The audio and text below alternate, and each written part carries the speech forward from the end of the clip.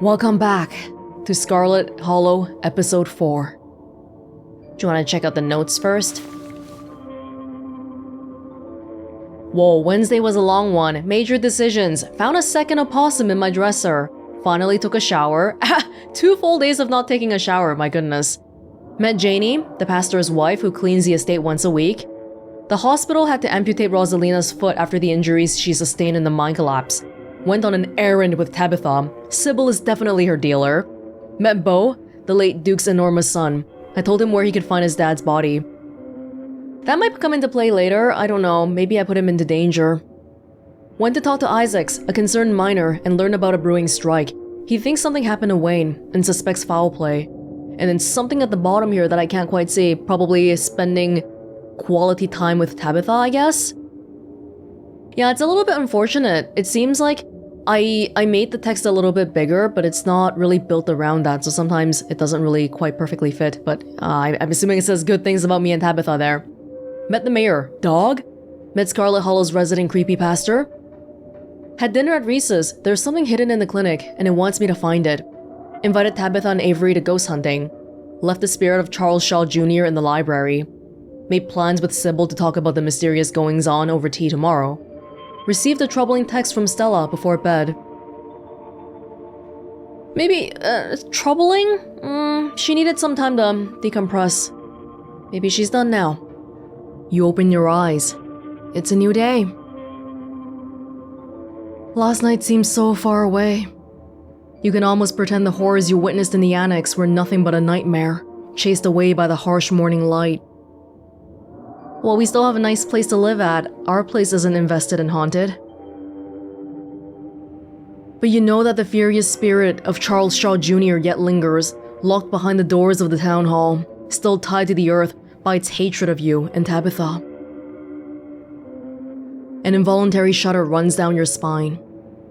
Hey, didn't Oscar say before that it doesn't come out during the day?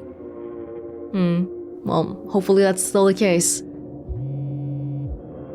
But your thoughts are interrupted by the buzz of your phone on the nightstand. Hey, have you heard from Stella? I haven't been able to get a hold of her. Thought she might have at least checked in with you. You check your messages. There's nothing from Stella.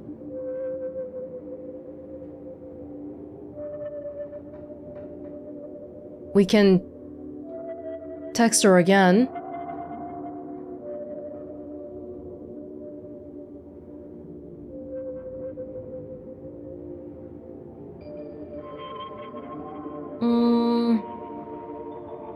Hey, Kanika and I are pretty worried about you. Please respond. You wait for a few silent moments. Your message sits undelivered, not even read.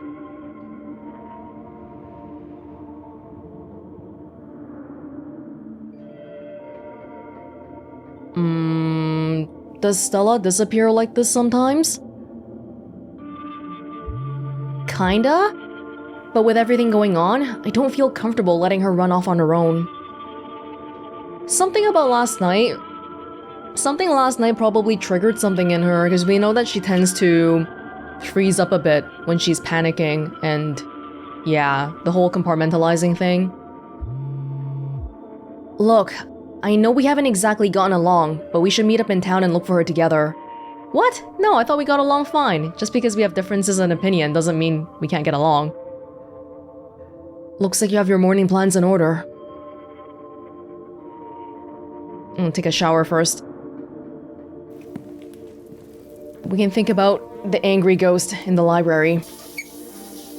It feels good to wash away the grime of last night's haunting, but eventually, you'll have to leave this place and confront the rest of the day. In the meantime, you...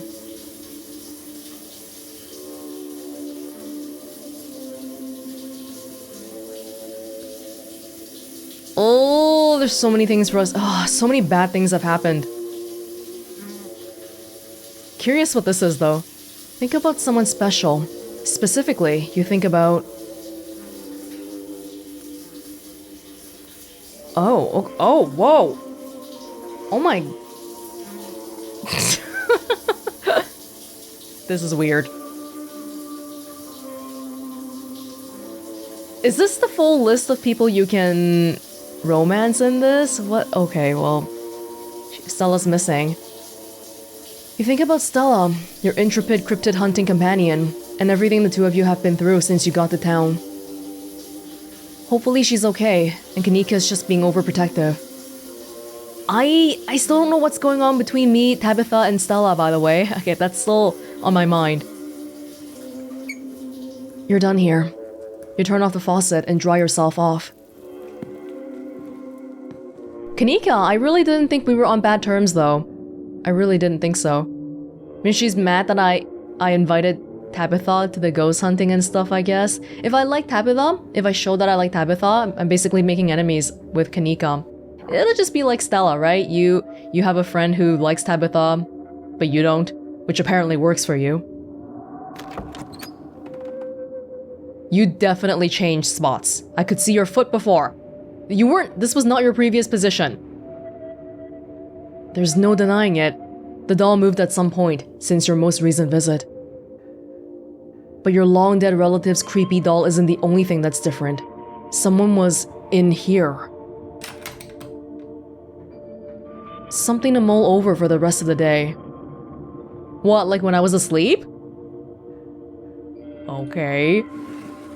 Oh, you opened the drawers. The two opossums stare up at you. They both have a bread now. That's nice. Oh, maybe Janie came in here to feed them? Hi. You wave at them. They continue to stare up at you blankly in response. I can't pet them, I can't tell them to go away. You close the drawers. This is their home now, and there's nothing you can do to change that. Fair enough. I came later. They were here before that. It's time to face your cousin. You find her in the kitchen, her shoulders hunched in a tight ball of anxiety. Have you changed out of your clothing at all in the last 4 days, cuz? They weren't bluffing after all. They're actually striking. And this week of all weeks. As if I didn't have enough on my plate already. I had time to make some arrangements last night, so at least a mind could keep running on a skeletal crew while I sort this out. Oh, I'm sorry you had to work last night. Thanks for telling me. There's almost a cool confidence in the way your cousin talks about the strike. I feel bad though, I kind of feel like I'm ratting out the people.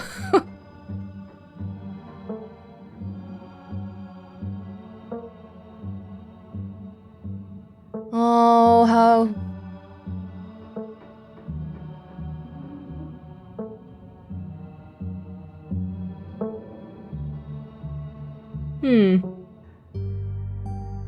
Usually I'm pro-union, but not when it comes to my cousin. I don't know the situation, so I don't want to comment too much on it. I don't even want to be like, bootlicking to Tabitha, even though I don't know how well she would respond to that kind of thing. Wait, there's a lot of stuff here.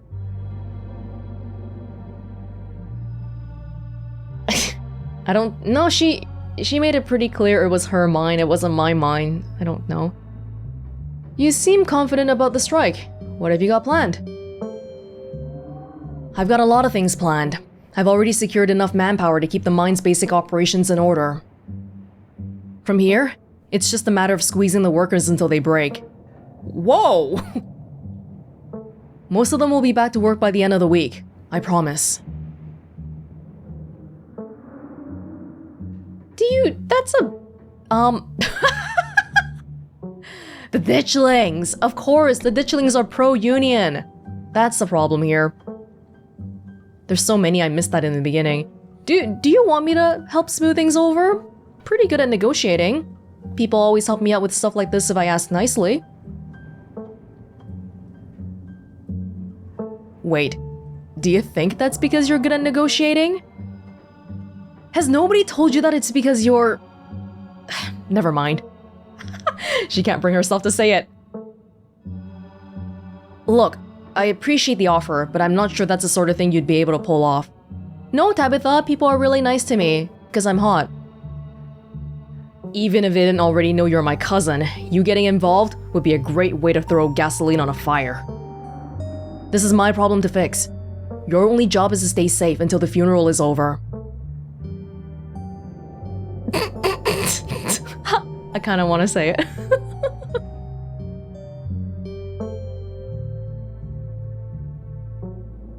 Do you know what the strikers even want?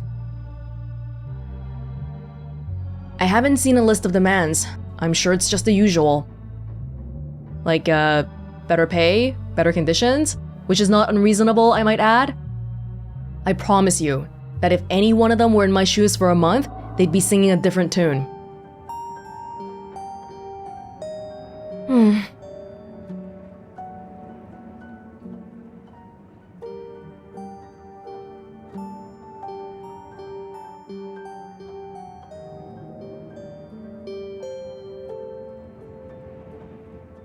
Yeah, she's bringing in scabs, isn't she?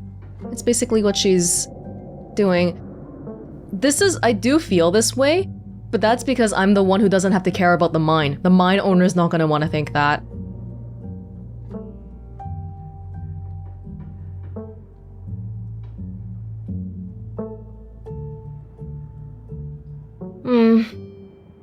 You risked your life to pull those kids out of the mine the other day. They should get off your back. At least for one more week, right?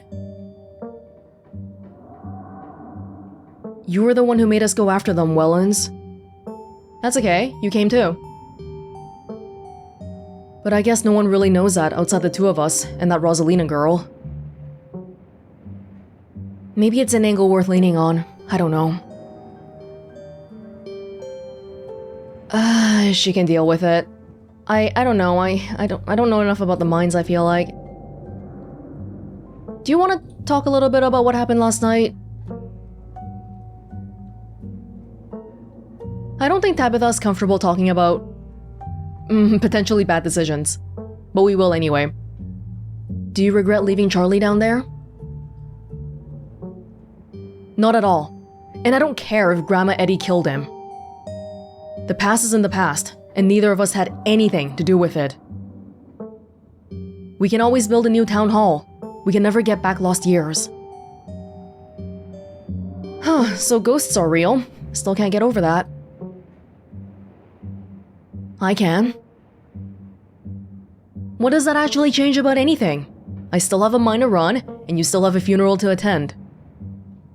Is attending a funeral really that big of a thing? You keep wanting me to, this is so important.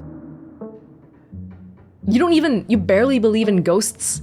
Wait, that has nothing to do with funerals, never mind. She's not gonna sell the mine. It's not crazy. Have you heard anything from Stella? I can't get a hold of her.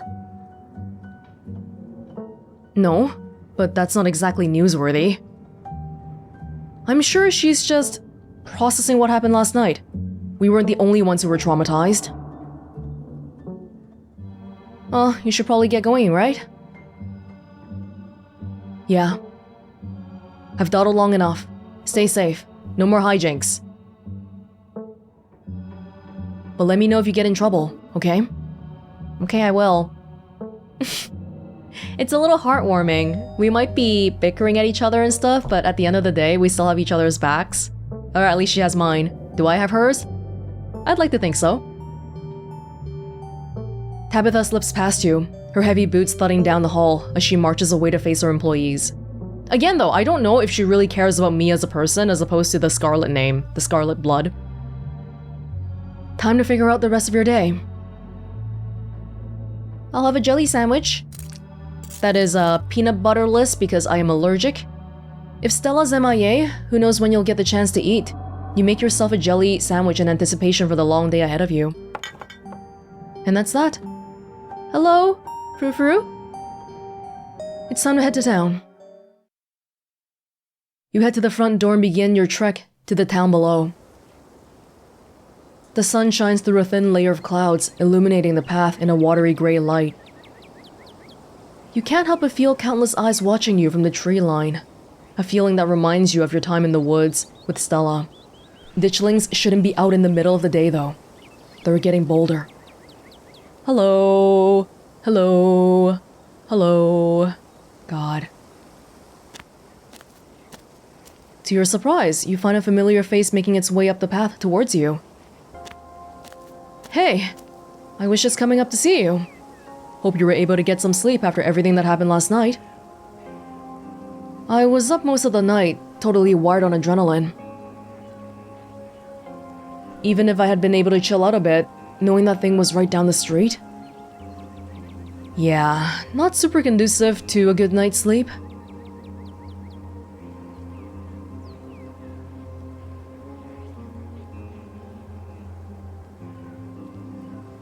Does the library look different? Like, can you see the haunting from the outside? It's boarded up, but I can't say I've gotten close enough to see much of anything yet. We can always check it out together. But maybe we'd better not tempt it. That ghost seemed pretty desperate to eat your soul last night, and I don't even know if I mean that metaphorically or literally. Only me and Tabitha, hopefully, so we should stay away. Hopefully some slapdash pilewood is all it takes to contain that thing. I don't like the thought of it spilling out onto Main Street if it smells a drop of scarlet blood nearby.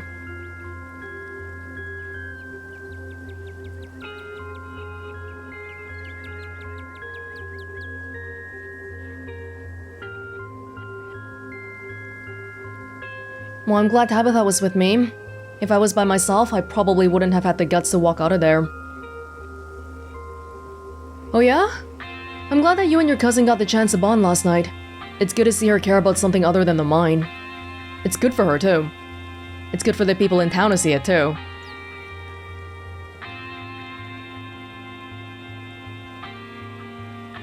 Wait, as much as I'd love to flirt, have you heard anything from Stella? I haven't heard from her, but we don't text much, and I haven't checked with Winnie to see if she came in for an early breakfast or anything.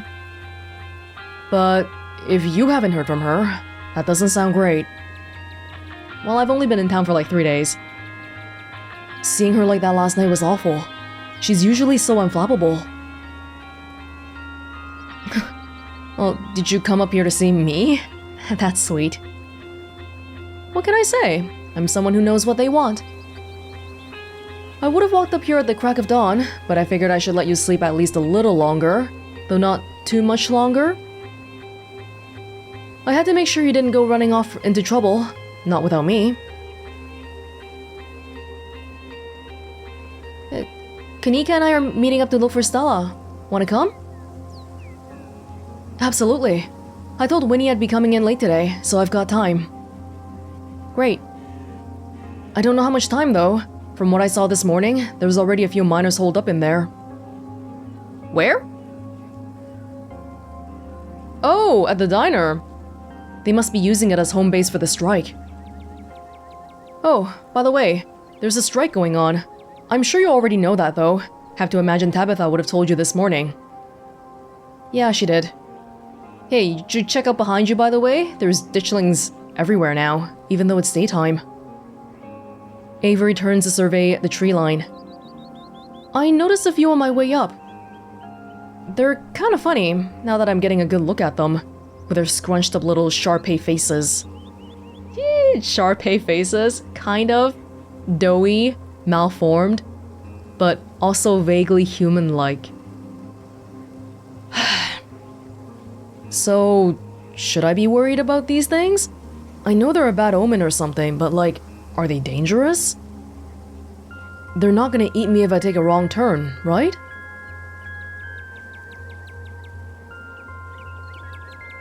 I'd rather not find out. Does anyone in town have a flamethrower? You know, I wouldn't be surprised if Julius had one lying around. Hopefully we won't have to ask him for it. I'm not that worried. If we burn them, maybe they'll get mad that we killed their friends and stuff. Yet?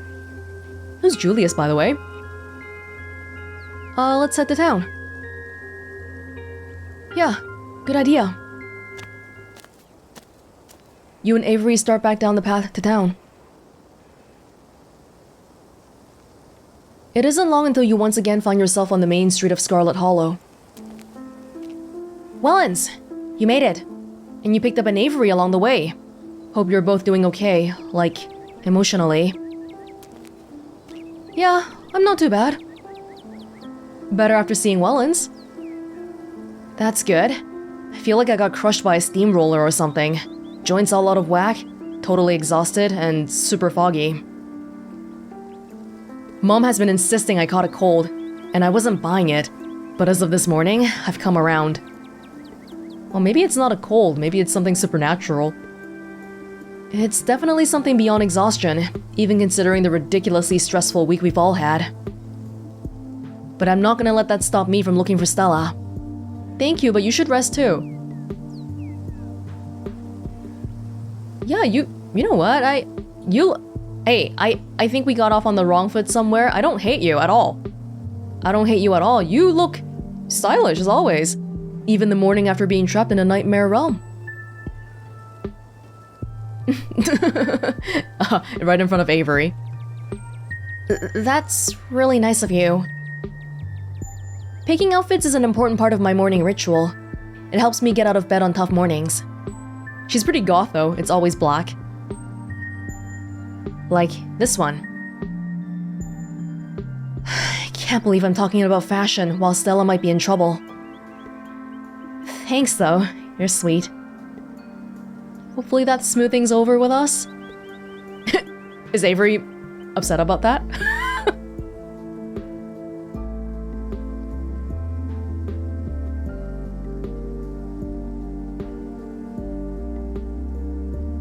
I'm not surprised she reached out to me, but wait, after all the issues between you and Tabitha, what does that have to do with me? We're all individual people, or we should be.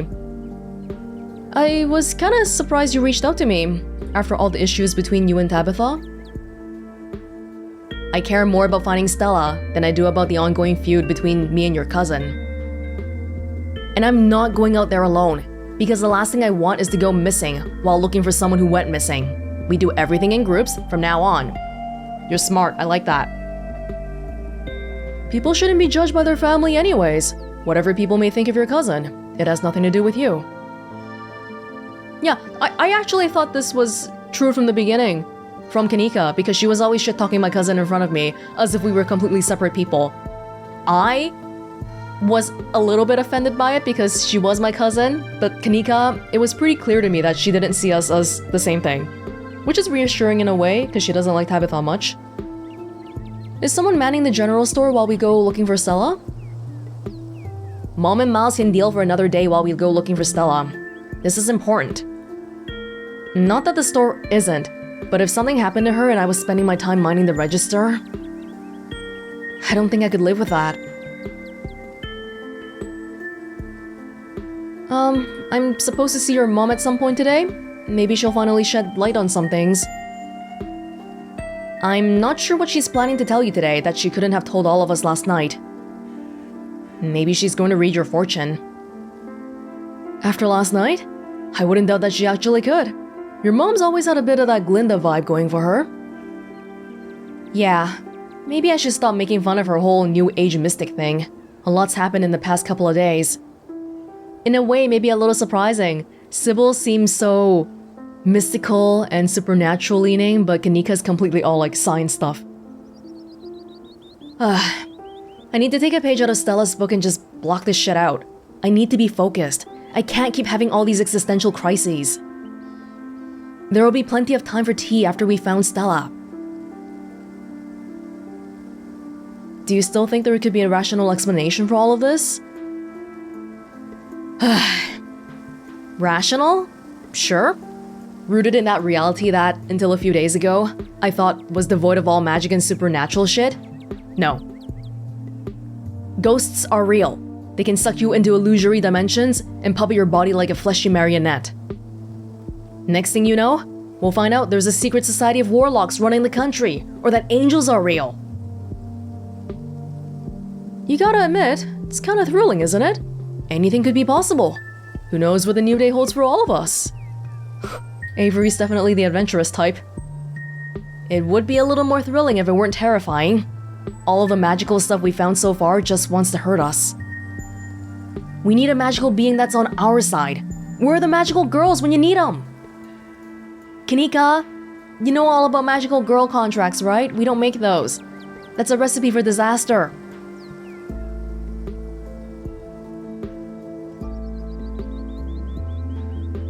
Kanika, your mom's totally a witch, right? Maybe she's a magical girl. I'm not saying this to be rude. No way. She's just a new age crystal and herbs lady. She's not. You don't think? She could be for real. Anything seems possible these days. Now she's uneasy. I don't think Wayne's... No. Let's not dawdle. I'm worried about Stella, and it doesn't feel right to be doing anything that isn't actively looking for her. Agreed. Let's get to work. Where to first? Well, if we're looking for Stella, we should go to Stella's house. Yeah? Good place to start. Maybe she just slept in. And that's what I'm hoping. I would have gone already, but, I was kind of nervous about doing anything by myself today. Just in case I ran into yet another horror from beyond the veil or whatever. You make your way towards Stella's house. Kanika knocks anxiously on the door. It's not even locked. This doesn't look like a break-in. It looks like someone left the door open. Stella or someone else was in a hurry when they left.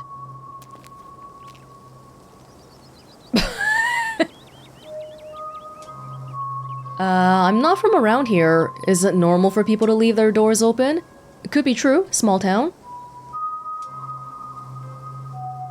I've left my patio door open on occasion, usually when I'm home, but I've had squirrels take that as an invitation one too many times and bust in to take a few bites out of my plants, so even I keep my doors closed. It's bad enough that they go after everything in the community garden, but to come into my house and help themselves to my precious leafy babies? The squirrels of Scarlet Hollow are my only true enemies. And Stella would definitely know better than to leave her door wide open like this, especially considering the ditchling situation. Might as well invite ourselves in, right? Yeah, we should go in. Cool. I'll be brave and go in first. Avery casually steps over the threshold into Stella's house. Sometimes we'll get an option to say something, and then sometimes we'll get the option to just do it. Maybe just doing it is seen as being a little bit more taking charge. Gretchen's not here. Which might be a good sign because Gretchen doesn't go anywhere without Stella, or the other way around. The living room is almost exactly as you saw it the other day. Whatever happened to Stella, it doesn't look like it happened here. Doesn't look like there was a struggle or anything, unless it happened in another room, or maybe someone or something caught her off guard. There's a really cute portrait of her whole family here, her parents, and then a million things of Gretchen. You didn't have to add that last part. I'm gonna forget you said that, and just be thankful that this doesn't look like a crime scene. Calm down, Kanika. People go missing for a variety of reasons. Maybe she's just taking a walk outside. Investigate the kitchen. What? Oh my god, is that like a little kitty sponge holder? Gigantic portrait of Gretchen. She really loves her. I mean, yeah, of course she loves her, but she really loves her. A lot. Stella's kitchen is slightly messy. A couple cabinets are hanging open, and a loaf of bread sits on the counter by a used butter knife. Oh, she was in a hurry then. Like in the middle of preparing breakfast, she just left? Is Stella's kitchen normally this messy? I wouldn't call this messy.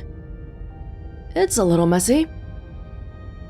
If this is a little messy, I don't want to know what you'd call my room. I wasn't judging. There's nothing wrong with a little mess. Or a lot of mess. We're getting off track. Stella's house has always felt a little sterile to me. This feels a little too lived in, if that makes sense. Really? With all those portraits of Gretchen? Though maybe that's just because I've only ever been over when she was already expecting me. Maybe this is just a rare peek behind the curtain at the real Stella. The real Stella should call her friends and let them know she's okay. Let's go to her room. Sorry, excuse us for coming in. It's an intrusion. Oh, okay, yeah, it's a little bit messier. Another little... Oh, it's the thing that we saw when we... No, she had one in the guest bedroom and she has one in her own room? What is going on with... Wow, sticky notes everywhere. Some unknown cryptid. And then corkboard. Who is this just some random women from some magazines? You make your way down the hall to what you assume to be Stella's room. She's not here. Though it's a little untidy, it's the usual sort of untidiness that accumulates when someone doesn't often have guests in their bedroom. There aren't any signs of violence. That's good. I'd better not hear a single comment about this room being messy. I wasn't gonna say anything. Do you think it'll be okay if we look at our computer? You guys are here. You guys are here to vouch for me that I'm not just snooping. You go to check Stella's computer. I'm not sure we should be snooping on her computer. Isn't that an invasion of privacy? We already broke into her house, right? For all we know, there could be some sort of clue on there, like a note detailing exactly where she is. We didn't break into her house. The door was left wide open. Well, by that logic, if the computer isn't locked, then we can look at it. Yeah. And maybe she's been gossiping about us.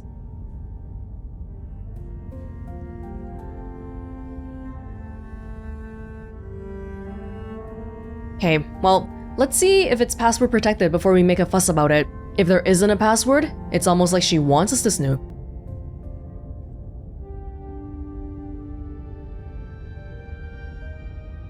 You wake up her computer.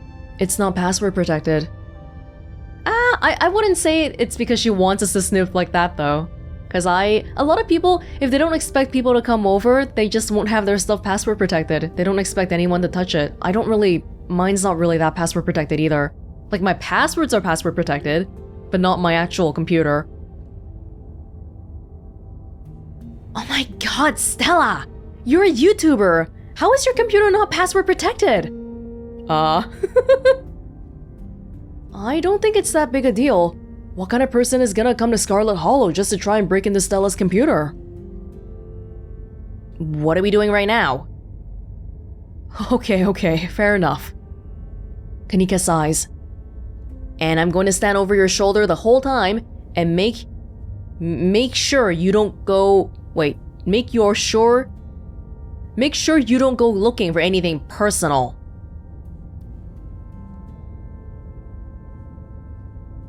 Stella's desktop is horrifically cluttered. There are simply too many files and folders to fit on her monitor, and they overlap each other in a chaotic, multi-layered display. Check out her sticky notes. Cryptids. Nice try, Mr. FBI, on the webcam just to make sure no one snoops on her. And then of course Gretchen. And the cool S! Oh my god, the cool S here!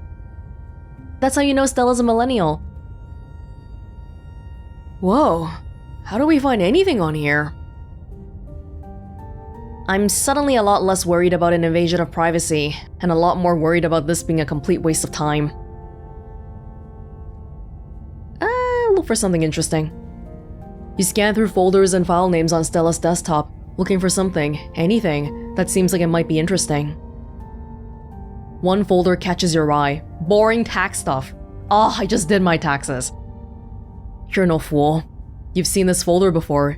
You have this folder on your own computer. Boring tax stuff never contains boring tax stuff. What? Mine does? For that matter, it never contains anything related to taxes, and its contents are never boring. Okay. Oh! You open the folder. You're surprised to find it contains a carefully mapped out diagram of Scarlet Hollow mines, including holes and fences and areas with low visibility. No, this is Tabitha? There's also a handful of old photos of Stella and Tabitha together as teenagers. Tabitha wears an uncharacteristic grin, an authentic, joyful smile, and and Stella's eyes are somehow brighter, less tired. Ah, when things were simpler, huh? Oh dude, Tabitha's wearing Stella's Letterman jacket. Oh my gosh. That's hilarious though. She put a map of the whole freaking mines in the same folder as pictures of Tabitha. What's that supposed to be? This actually does feel like an invasion of privacy though. I mean, she didn't exactly share it with us. I'm sorry, Stella. Both of them seem to be living in a happier time. And Welonz and Scarlet also sitting here having a breakdown over this love triangle and imminent decisions that may have to be made. Okay, this is way too personal. I'm gonna go stand in the corner while you wrap this up. You think? Sorry, that was a bit. Why don't we check her open tabs? It would take you all day to count the number of open tabs in Stella's browser. So numerous are her tabs that you can't see a single icon. A sea of rounded, featureless triangles from Windows edge to Windows edge. Holy, there's like 20 open here. Oh, 20? This is more like 50, 70? I usually have mine like, maybe I'll have 10 tabs in a window, and then I'll have 5 windows open so they don't get that cramped. Her most recently opened tab is a post on Uncle Carl's Bigfoot Farm, a forum for cryptozoology enthusiasts. The post in question is titled, "Something Big is Happening in Scarlet Hollow." Hidden Appalachia says, "Hey everyone! Was out chasing a skunk ape sighting the other day, and I found these weird little guys. My friend's mom says there's something called ditchlings, but I've never heard of them before. Anyone have any good leads?" Oh, this is Stella. Hidden Appalachia. Bride of Bigfoot. Camera isn't shaky enough. This is totally staged. Moth Stand. Clean footage and some sort of cryptid nobody has heard of except for your friend's mom. The only thing I'm seeing when I Google ditchlings is some city in England. Thought you were legit.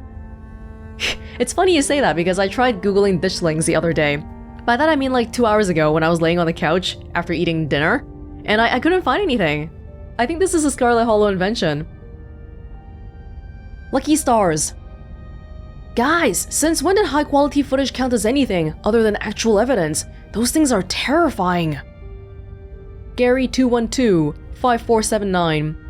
Since every low budget horror movie started doing guerrilla marketing, I smell an ARG. I'm serious! I got a ton of extra footage. Look at this nest.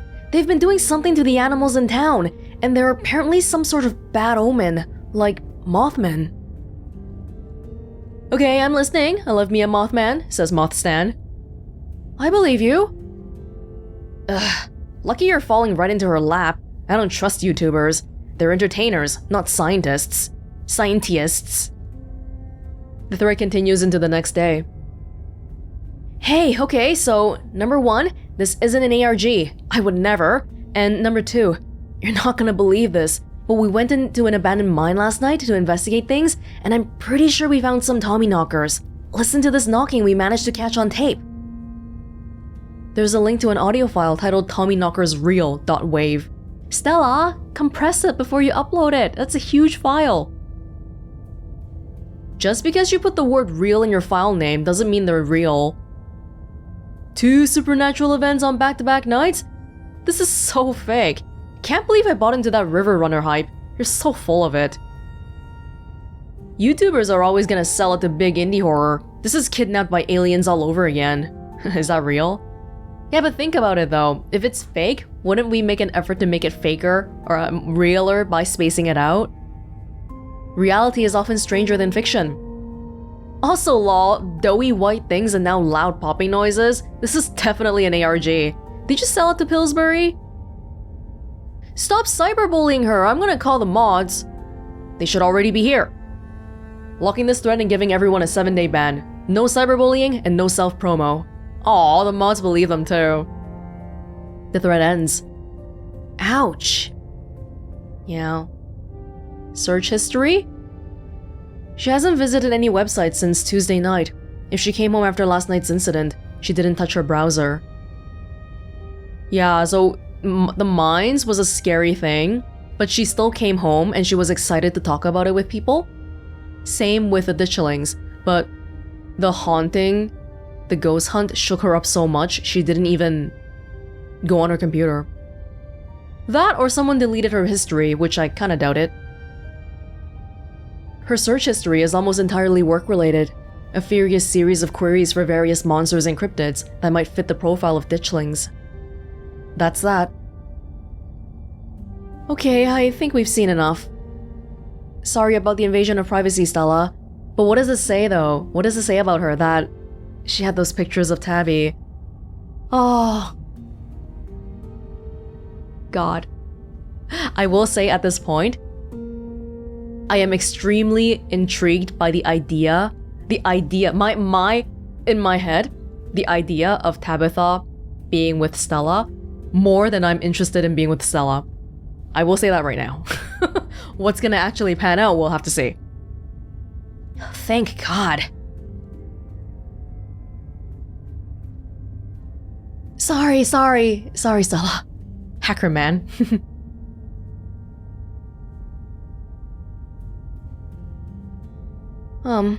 Well, I love seeing someone's room before they had a chance to clean it up for company. It's a neat little snapshot, you know? It's also an invasion of privacy, so I understand why Kanika's giving me a look right now. Speak for yourself. If the roles were reversed and I was missing, and you and Stella were poking around in my room unannounced, I'd be completely mortified. Spoken like someone with a whole lot of secrets. My room is immaculate. A guest could drop by unannounced at 2 a.m. and I wouldn't sweat a thing. Mine? I'm looking around my room right now. It's okay presentable as long as you don't try to look for the things I'm hiding. If you just look at my desk, okay, that's fine, but don't look for, my 50 idle magazines in my drawer and stuff. Don't look at that. Congratulations on having your shit together. Are Avery and Kanika okay? Thank you. I come by it honest. I will say that this is what her room's been like for pretty much the entire time I've known her. The only thing that's changed is the computer getting a lot fancier. Yeah, she needs it for the editing. I could use a few more houseplants. I'll put together some trimmings after we found her. She still does those corkboard with string things. She loves putting the strings on there. I don't think they actually mean anything, but they're more for decoration anyway. It might be a cool thing in the background if she uses a face cam. It'll just be conspiracy stuff in the back. I cannot see that. Okay, I don't think we're gonna find much else here. Let's move on. Sorry, Kanika. You're a good friend, though. You're protecting her privacy, even though she's not here to defend herself. And I will apologize again, Stella, but I don't regret anything because we saw that picture of Tabitha, and I want to grill Tabitha about that too. Okay, so maybe she came home last night. Maybe she didn't, but she's definitely missing. I would lean towards she came home because the bread was on the counter. Because that looks like breakfast to me. I thought I was overreacting this morning. Oh, and she texted me last night too, so I would assume she texted me from home. I thought I was overreacting this morning. I hoped she would just be sleeping in. I can't believe she's actually missing. Kanika, she's an adult. She's an adult. She can not be in her house. We'll find her. Where to next? Forget about the cops. Let's check out the diner. Can we? I'm just scared that we won't be able to check out everything. Good idea. Folks tend to congregate there. Maybe we'll run into someone who's seen Stella. Here's hoping Winnie doesn't try to rope me into clocking in early. It feels like you've walked into a private meeting. Oh, I forgot about this. That's right, the strike people. The back booth is full of miners, and they're having what seems to be an intense discussion. Their expressions gravely serious. That's Isaac's, right? Zach's, Harrison? And, I'm sorry, I forgot the other guy's name. What's going on? There's a strike up at the mines. They've made the diner their base of operations. When you asked for the morning off, I didn't think you'd be showing up with friends. Sorry, Aunt Winnie. Stella's gone missing and I've been helping these two track her down. You haven't seen her, have you? Don't you apologize now. And I can't say I have. Should I be worried about her? I hope not. We're not interrupting anything here, are we? Course not. Any paying customer is welcome, long as you aren't about to step on anybody's toes or cause a fuss. The miners in the back are too engaged in conversation to notice you enter, and instead of speaking in hushed voices, argue with each other loudly enough for you to easily overhear. Sure, the shift schedules are tough, and sure, we don't get enough time off for me to see my family as often as I'd like, but this is the best job I can get right now. Listen, kid, you're only a year or so into this gig. Trust me, the longer it goes on, the more it sucks the life out of you. Zax was totally the one telling me before that, oh yeah, the conditions here are great, so he was lying. He was just lying because I'm Tabitha's cousin. At first, you're just unhappy, but you think you can weather it until you can find something better. A paycheck's a paycheck. I get it. But the next thing you know, you've lost years of your life to a company that doesn't give a solitary shit about you, that uses up every free second it can suck out of its workers and pays us just enough to survive, but not so much that we can ever save enough to get the hell out. Zax, we could get fired for this. I really need the paycheck. My sister needs the paycheck. I'm the only reason she can afford her tuition right now. I can't get fired. And this job still has its perks, like the company housing. I can't afford my own place and send money back home. I don't know where I would live if I didn't have this job. I would say that's a pretty big perk. Rent is really expensive. Well, maybe not here, but it's something to consider. Right, the company housing. How generous of the big boss to put you up to a company-owned shack that ain't never had proper maintenance done in decades. You know she uses that housing as an excuse to pay us less. In the company housing, that means almost nobody in this whole damn town owns a place they live. It's why the Scarlets can keep getting away with whatever they want. Zax, we don't have the numbers, man. You know this is risky. Riskier than most of us can afford. We would have the numbers if y'all would stand with me and not let management's scare tactics get to you. What did Tabby do? She convinced people to... Well, I feel like we should talk to her about this again if we can, but it's kind of butting into the whole mind stuff. It's not just scare tactics. People like her now. That woman ran into a collapsing coal mine and saved 3 children from being buried alive. Ah. I feel you. I really do. But how are we supposed to organize a strike against a town hero? Are you trying to tell me that a mine collapsing less than 2 days ago is why you don't want to strike? It's a bad time, Zax. It's always a bad time, Baker. It doesn't matter whose name is on the deed for the place. Without us, there is no mine. We've got him against the ropes. We can't back down now, or they'll come out swinging.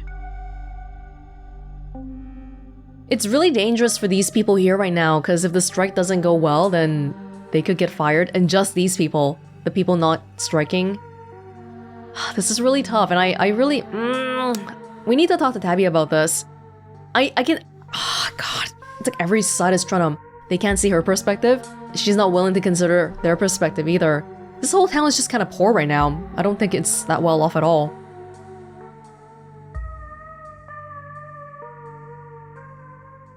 Hey, have any of you... Ignore this. Have any of you seen Stella? She's missing. The miners turn toward the doorway, all eyes glaring at you in unison. I didn't weigh in. The YouTuber? We ain't seen her. Harrison's voice drops to a barely audible mumble. I hope she's okay. She liked her.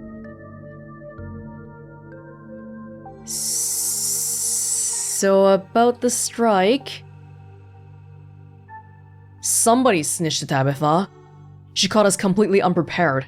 For all we know, you overheard something and ratted us out. Ooh, sorry. Hey. She kind of knew already, though. She wasn't that surprised by it.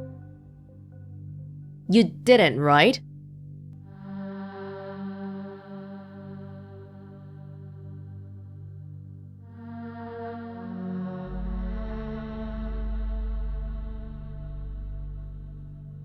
I'm no snitch. You can trust me. Sorry, guys. Zax gives you a long, hard look. Isaacs is right here, too. Oh, he might be... Now he's gonna know I told her. I didn't say Isaacs, though. I didn't tell her about that part. It could be possible somebody else told her, Zax. A lot of people knew about it. It could have been anybody. You might be right. I didn't overhear you guys talk about it, to be fair. Like, someone else ratted you out, and then, you know. Maybe I'll withhold my judgment for now.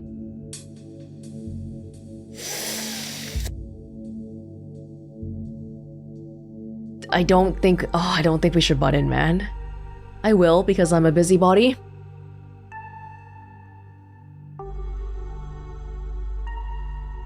Let's not weigh in. It's not our business. I guess we should get going.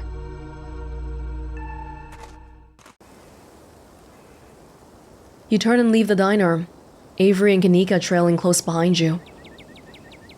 Still no sign of Stella. Isaacs didn't say a single thing. F the cops, man. The mines? Should we go check in on Oscar and Rosalina? I'm just thinking maybe we go to the mines later. The church. We haven't been to the church before, have we? I'll check Oscar and Rosalina out first. They're at the Maxwell Place, right? Yes. The place your oh-so-generous cousin decided was suitable for habitation. I think you guys are a little bit rough on her, though, because she didn't... The alternative is that Oscar and Rosalina might be sleeping on the streets right now. And maybe I need a little bit of perspective, too, because Tabitha did have that empty house that she's not willing to give out. I don't know, man. It's... Hey! It's better than nothing, I guess. It's a roof over their heads for the time being. Or what's left of a roof. After everything they've been through, I can't believe she'd make them stay in a place like that.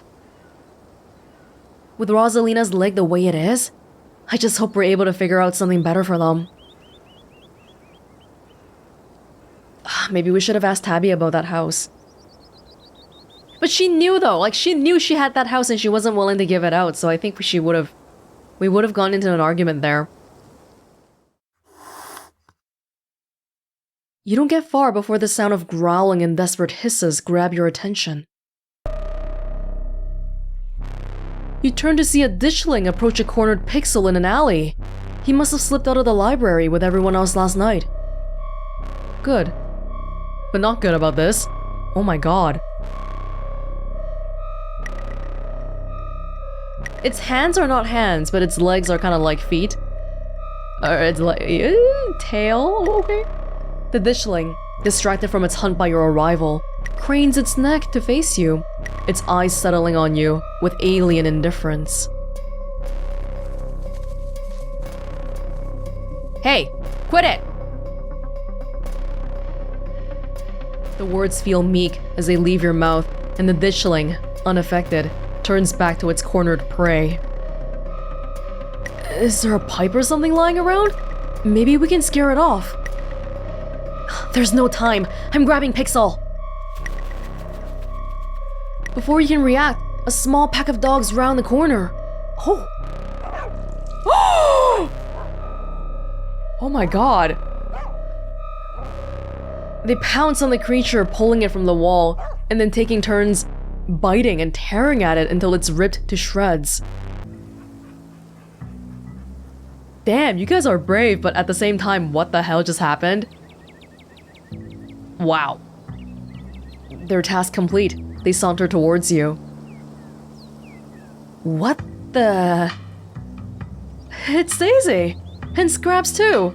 The dogs that ran against Mayor Jimmy in the last election! Oh. Well, one of you guys should be mayor then. Screw Jimmy. Jimmy hasn't done anything for the town. And every other dog in town, all together in some kind of ditchling hunting dog gang? Pixel timidly steps towards you. Pixel! You got out of the library! Oh, you poor cat, come here. Pixel cautiously walks towards your group before clambering into your arms. Oh, you like me? He has a comfortable heft to him. I see how it is. Everyone likes Welonz, even the cats. Well, you like me too, don't you? I know I might get on your nerves, but... the winning Welonz smile, trademark, gets everybody. Thanks for keeping him safe, dogs. That was a very concerted effort, and Is it okay that we're just killing ditchlings like that, though? Aren't they wildlife too? I don't know. Ew. Are we cleaning that up? The pack of dogs scampers off, their work done. What the hell is going on in this town? Dog politics? Pixel in tow, you and your companions continue on to the Old Maxwell Place. The Old Maxwell Place. It was clearly once a mid-century modern home, and undoubtedly quite stylish for the time. But it's been abandoned for unknown decades, and moss and vines choke its exterior, barely concealing cracked walls and dust-clouded glass. Yeah, okay. Before you can approach, the door opens and Oscar's head pokes out from the entryway. Hello?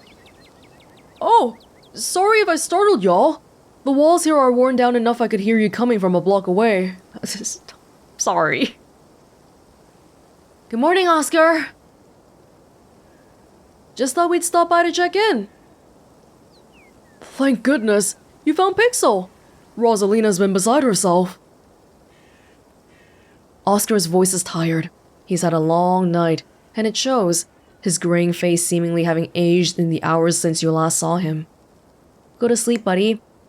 Please, come on in. Oh, Dr. Kelly is here. Maybe we'll see a different side of her, huh? Well, there's 4 walls and a roof. You're doing really great, Rosalina. Not a lot of kids your age can take shots that well. You're being so brave. She's just so kind here. You don't have to talk to me like I'm 5. But you are brave. I thought she was gonna say, but you are 5. You really are, Rosalina. You're like, so badass. My headcanon, Alexis likes Rosalina. Alexis is right. This is more than most people have to deal with in their whole lives, and here you are, taking it like a champ. Before Dr. Kelly can continue, Pixel jumps from your arms, bounding across the room and leaping onto Rosalina's chest. Pixel! I've been so worried about you. I told you he'd turn up. Dr. Kelly's almost gentle bedside manner vanishes as she turns and glares at you. What? What? It's her cat. Wow, she's immediately scowling at us, jeez. I see we have visitors. Yes, you are a visitor here too.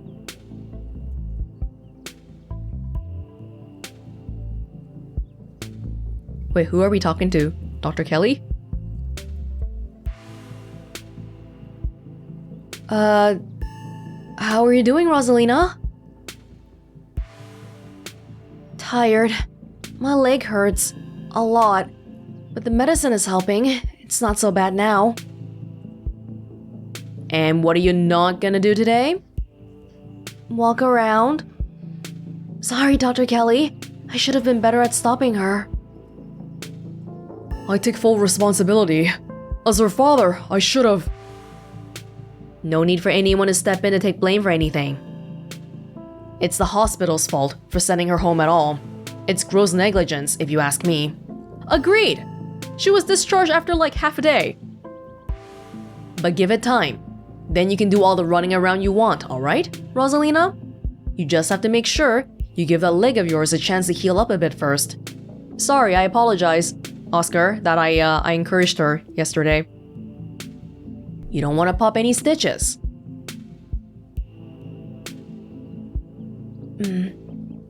Sorry again about the library. Does Dr. Kelly know about the library? Yeah, we caused a gas leak yesterday. There's no need to apologize. It's a building. You're a person. You matter more than a pile of stones. Oh, thank you. I think I really needed to hear that. Because I had a lot of guilt from what happened yesterday. I do kind of wish we could go back for our stuff. Thanks for letting me borrow some of your clothes, Alexis. You can borrow as much as you need. I have plenty of shirts, and you can do laundry at our house too. Of course, there are some family heirlooms that I'd rather not lose. Portraits of my parents, my father's mining jacket. I don't like the thought of their last living memories being forgotten in there. They're just things, Oscar. And the fact that it stole the library from me too. That one really stings. So Oscar's house, is it like connected to the library? I don't feel like we got a... Maybe I missed some line somewhere about how they were connected. Because it seems really, really close, like it's an annex? But what are you going to do? Well, I mean, I guess we could always try going on a rescue mission for some of your stuff. No, absolutely not. No one is going back in there until we have a thoroughly researched plan of action. This goes especially for you, Welonz. Who knows if you'd be able to leave again? You've done enough for my family. How about no one is going back in there, period? We're gonna need to deal with it eventually. Boarding up the library isn't a permanent solution. Hire an actual professional ghost hunter? Are you sure about that? Because I don't see any reason we shouldn't just leave the thing alone. Forever.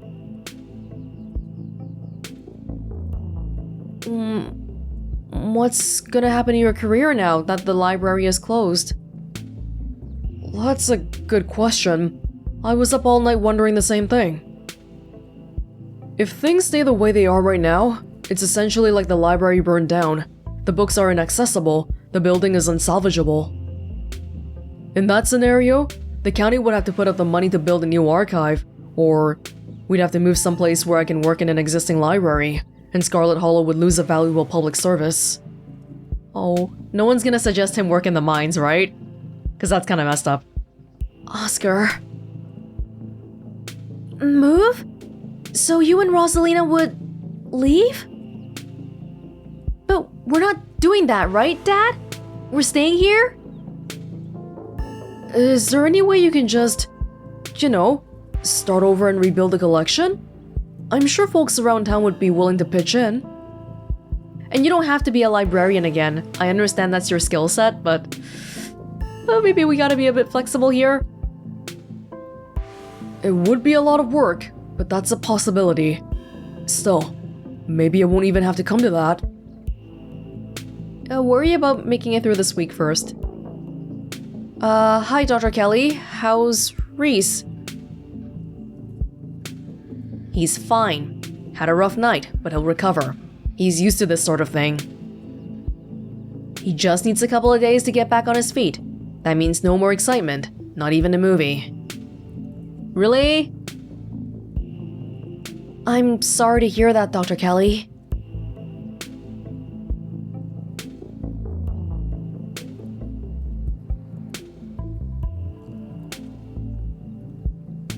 Whoa!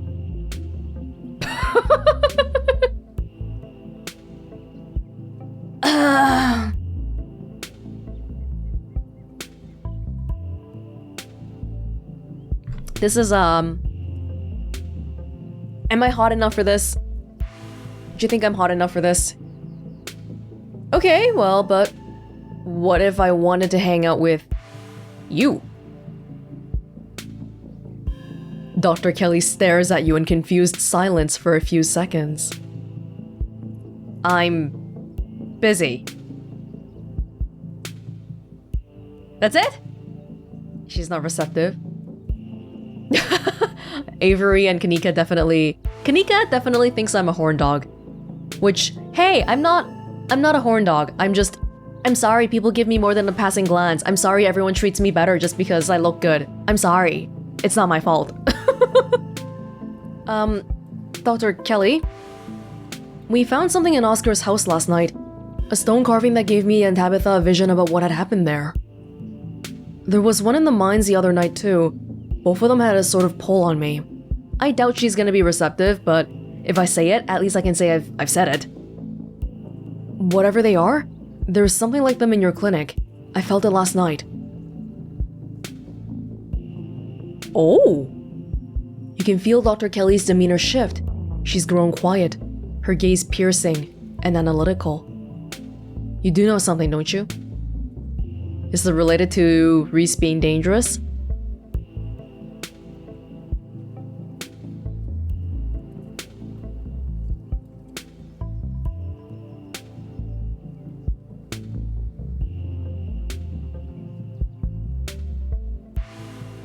Maybe I should try a different approach with people. They know. They know. But I think you already know something about all that. About what? Some weird feeling you got? Look, after what I heard from last night, I'm willing to believe there is something going on in Scarlet Hollow. But trust me, there's nothing strange about the clinic. Reese and I will be fine. But on the off chance that you're wrong and something does happen, aren't you worried about Reese? If dinner was too much for him, I can't imagine how rough it would be if he was hurt or possessed. Don't tell me how to care for my son. We have a system. He'll be fine. Reese being possessed? Remember how Gretchen barked at him? That's a total possibility. You never know. And I wish we could have asked him if it hurt more at night or something like that, because ghosts seem to come out during nighttime a little bit more often. Although that might not be the case anymore with the ditchlings out in broad daylight too. I'm Oscar, Rosalina. I'd like to apologize on behalf of my cousin for making you stay here. Why are you mad, Kanika? I'm saying sorry. You don't have to fall on that sword for her, Welonz. She's mad at Tabitha. No, I do. I'm choosing to fall on it myself. Don't worry.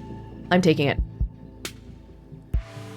There's no need for anyone to apologize. Things happen. And it's not like we'll be staying here long term. I'm gonna get the library back, and our house with it. It's all bravado at this point. Not even Oscar believes what he just said. Well, believing is the first step. Had best be on my way. Goodbye, Rosalina. Make sure you stay put and keep Pixel company, okay? She smiles when she's talking to her. She scowls at the rest of us. I will. Bye, Dr. Kelly. Thanks again for doing this. I can't express how much... It's nothing. I'll call later today to see how she's doing. Good luck to the both of you. Dr. Kelly brusquely pushes past you and leaves. She knows what's going on in that clinic, and we're gonna get there one way or another. If Stella was here, we'd definitely be going to the clinic. Oscar, before we get sidetracked, we're not just here to talk about the monsters and what happened in the library. Oh? Stella's been missing since last night. Oh. You haven't seen her, right? Not since last night. Now I'm really starting to worry. It sounds like no one in town has seen her. That doesn't mean something bad happened. But it doesn't exactly sound like it's all sunshine and roses for her either. I'm sure she'll be okay, but you should probably get back to looking for her soon. Before you go, though, there's something I wanted to get your thoughts on. Let's step outside. Not in front of the kids. Oscar ushers you to the street. What's up? Is everything okay? Yes, or at least as okay as it can be, considering everything that's happened. But I don't exactly feel safe. Strange things are going on in Scarlet Hollow, and I'm tired of running from them. I want to get our house back. You've all been looking into the town's history, correct? I overheard your discussion in the library the other day. Have you been able to find anything that might explain what's going on? I don't think we have too much to go on. I can't help but feel like there must have been some kind of inciting event. since everything started getting weird seemingly overnight. But I have no idea where to start, even, really. I hate to say it, but did it start when I got into town? Oh god. Avery stares at you. I mean, it's obvious, right? Things only started happening once Welonz got here. You're not wrong. Exactly. If there's a catalyst for all of this, why wouldn't it be a lost Scarlet finally coming home to Scarlet Hollow? If I may, Welonz getting into town isn't the only major event that's happened lately. Pearland died over a week ago, and those creatures in the woods were already reproducing by the time she arrived. Not to mention, I started seeing things in our house before Pearland passed, I think. I never thought to make note of exactly when the spirit made itself known. That's a good point. Maybe Pearland did something and then she died. Or maybe that caused her to die, and then I'm here now. But I'm only here because Pearland died. Whatever the cause of this is, there must be some way to put this genie back in the bottle. I hope so. I'm going to do my best to find out if there has been any other similar events, and whether there's been anything special about Scarlet Hollow that might explain what's going on. The town archives are, unfortunately, in the library. Rosalina's been pestering me to make some sort of digital backup for months, but I never got around to it. So online sources it is. Thank you, Oscar.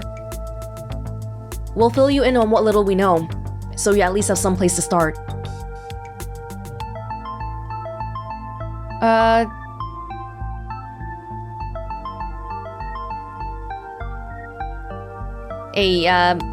Make sure Pixel stays inside, or he might get grabbed by ditchlings. The ditchlings are those things from the woods, right?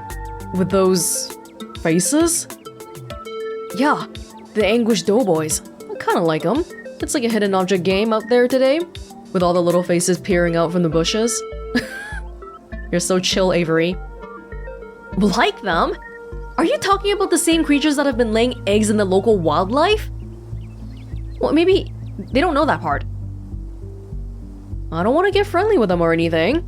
I just think they're kind of interesting. To each their own. I think some dogs kept them safe. Like a gang of dogs. I know it sounds ridiculous, but we saw with our own eyes. A gang of dogs? I suppose stranger things have happened. This very week, in fact. Well, we'll make sure he stays safe. Okay, hey, well, I think Dr. Kelly is hiding something. Dinner last night was weird. I don't think we need to go around accusing anyone of being deceitful. No, Welonz is definitely right. I know that's probably not great to hear, since Rosalina really needs her right now, but something is up with Dr. Kelly. I'm worried about Reese. She seemed pretty normal in there, even if she was a little terse with you two. She was pretty nice to Rosalina, I'd say. Yes, but you're not street smart. You didn't notice her demeanor change. Yeah, she likes sick people.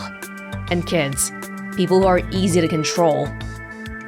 You know, that's a terrible way of putting it, but I think it's true. She likes controlling things. You know who else likes controlling things in this town? My cousin. Because some people, when things are out of their control, they get very antsy because you don't know what's gonna happen if you can't control it. I request we drop this line of thinking. We don't need to turn on each other based on pure speculation. Besides, she took me at my word about everything that happened last night. That has to count for something, right? It's cause you're older. It's cause she doesn't want to listen to the kids talk. I wonder if this could be the work of some sort of cult. You mentioned something like this at the library the other day. If there was a cult in Scarlet Hollow, I feel like I know about it. Well, you tell me. I'm not gonna accuse a church. I don't know. I'm just throwing things out there. Well, let's not get all satanic panic just yet.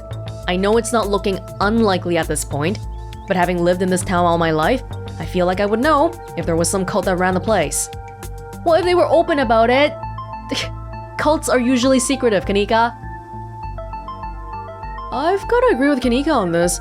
I feel like I'd have picked up on something. If anything, the cult is probably my family. A cult doesn't necessarily have to run the town to have an impact here. If we're looking at the historical context of disaster sites this week, we're talking about things that happened nearly a century ago, or even further back. I'll see what I can find. You never know. Yeah, I mean, the Scarlet's running the town. We're burning daylight. Let's head out. Let's do it. See you around, Oscar. Let us know what you find. I will. We're gonna get the library back, and we're gonna figure out how to fix whatever's wrong with this town. I hope so. So that's Oscar. Any other ideas? We can go to the mines. And talk to Tabitha. I guess there's a decent chance Stella went to find your cousin, since they're... friends. Kanika, hey, are they friends? You don't see it? Oh, come on. The two of them have such a dynamic, you know? Classic dog and cat situation. Come on, I'll drive us. Kanika, you have to admit it. You follow Kanika to her van. It isn't long before you find yourselves outside the Scarlet Mines. Oh. There's a small gathering of workers outside the entrance to the mines, picket signs in hand. Better hours now, or none at all. I am unhappy with the treatment I am receiving as a worker in the Scarlet Mine. Harrison's not here. Zax isn't here. I hope... Oh, the whole gang's not here. These are just other miners. I hope it's not weird to talk to them while they're in the middle of this. Don't worry, I know these guys.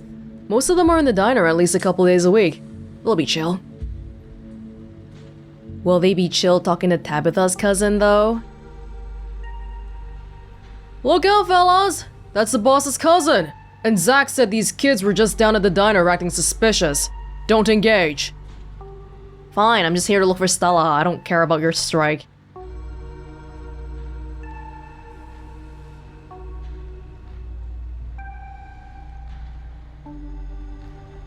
And I don't care, just...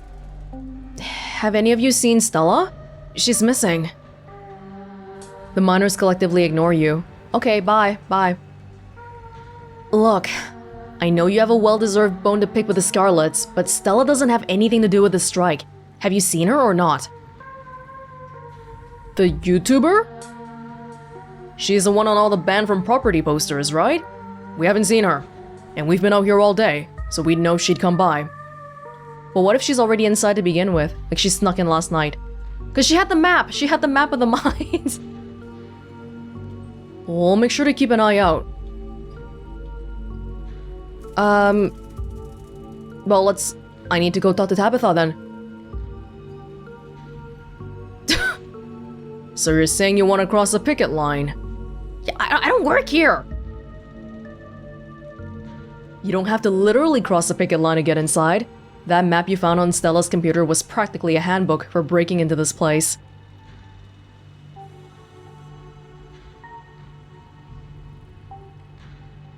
I mean, wait, what's that first one? I can't read it.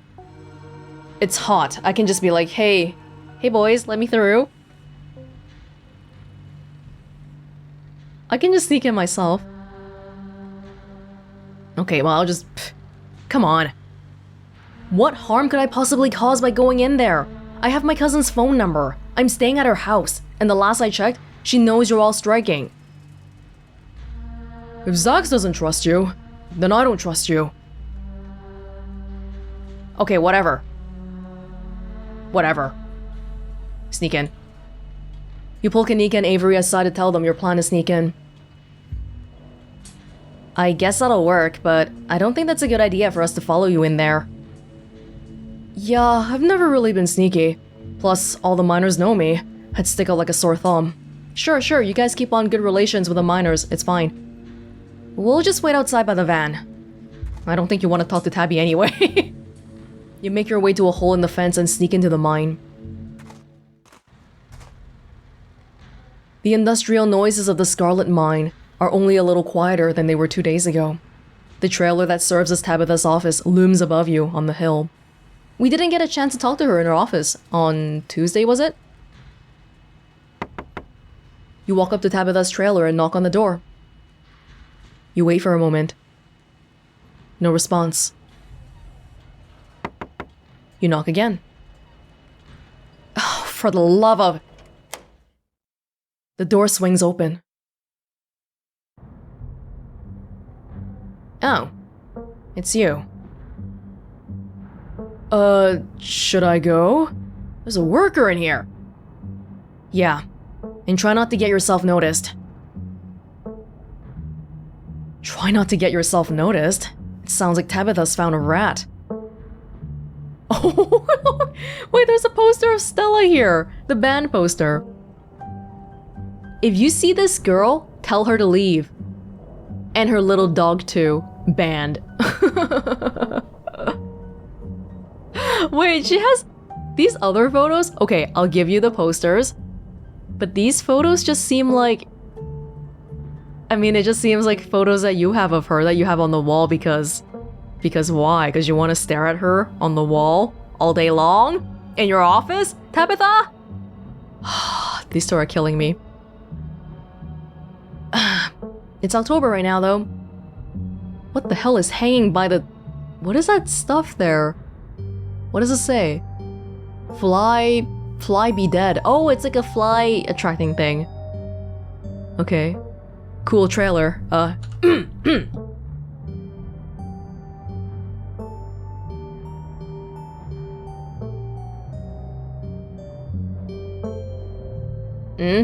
I saw nothing. I heard nothing.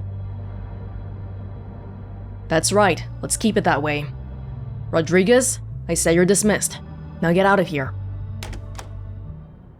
The door clicks closed as Rodriguez leaves Tabitha's office. Tabitha heaves a heavy sigh. Please, just forget anything you heard, okay?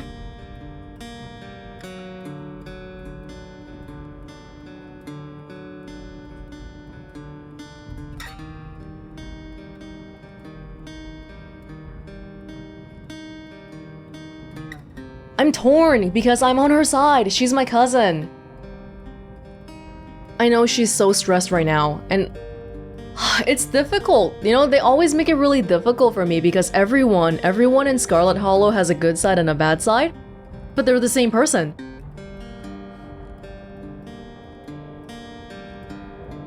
Have you talked to them? Do you even know what they want? Not yet. But I'm sure that whatever their demands are, I can't meet them. I don't even know how much I can actually do to make people happy. The mine has been run like this for decades. If I change anything, the whole thing could collapse. Metaphorically, I mean. A literal one already happened.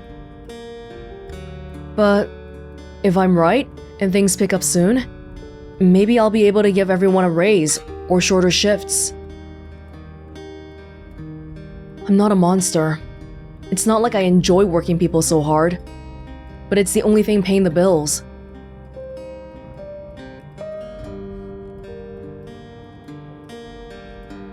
I feel like supporting workers' strikes, workers deserve better treatment, fair treatment. These are easy positions that everyone can take, everyone can agree on is a good thing to do.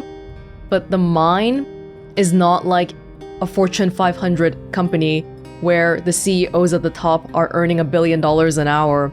Tabitha's, as far as we know, I haven't seen her flaunt any sort of wealth actually. The place that we live in, the estate is completely run down. Like in the kitchen, I haven't seen any good food, it's just rotten meals every day. So I don't think Tabitha herself is doing that well either, it's just that she has a house so she doesn't have to worry about rent at least. There's a gap between wanting to give workers better treatment and just plain not being able to do so. In that case, what should be the ethical thing that happens? Close the mine? The mine is what the town depends on. So this is a really tough problem that Tabitha has to think about.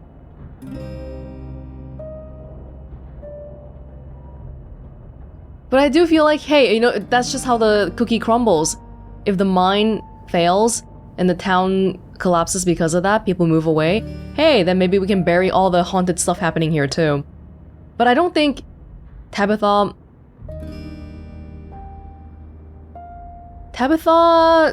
letting the mine fail will also mean letting the family legacy fail. And I think she is all about that Scarlet family pride stuff. Even if it hasn't been good to her.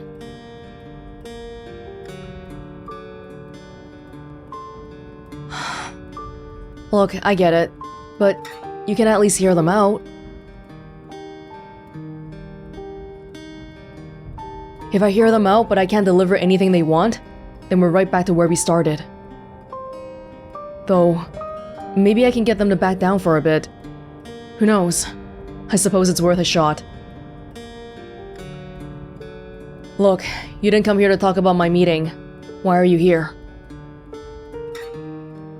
Don't get me wrong, it's nice to see a friendly face, but you shouldn't be up here.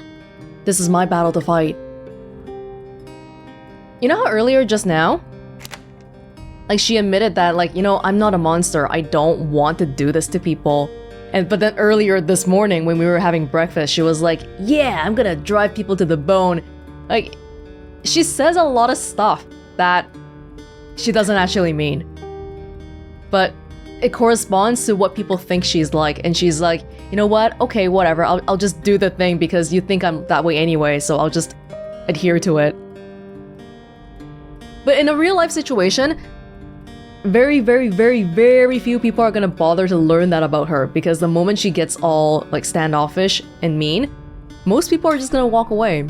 So it's tough to be Tabitha. If you'd let me, I'd love to help you out. I'd like to help you not feel like you're alone. Oh, that's... Stella's still missing. We've been looking all over town for her and don't have any leads. Tabitha groans. You don't think... Wayne...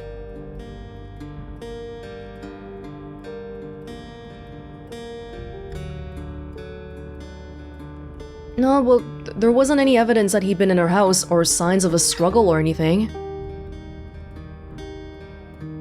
How do we know she even went home last night? She ran off in the opposite direction. You saw? You were watching.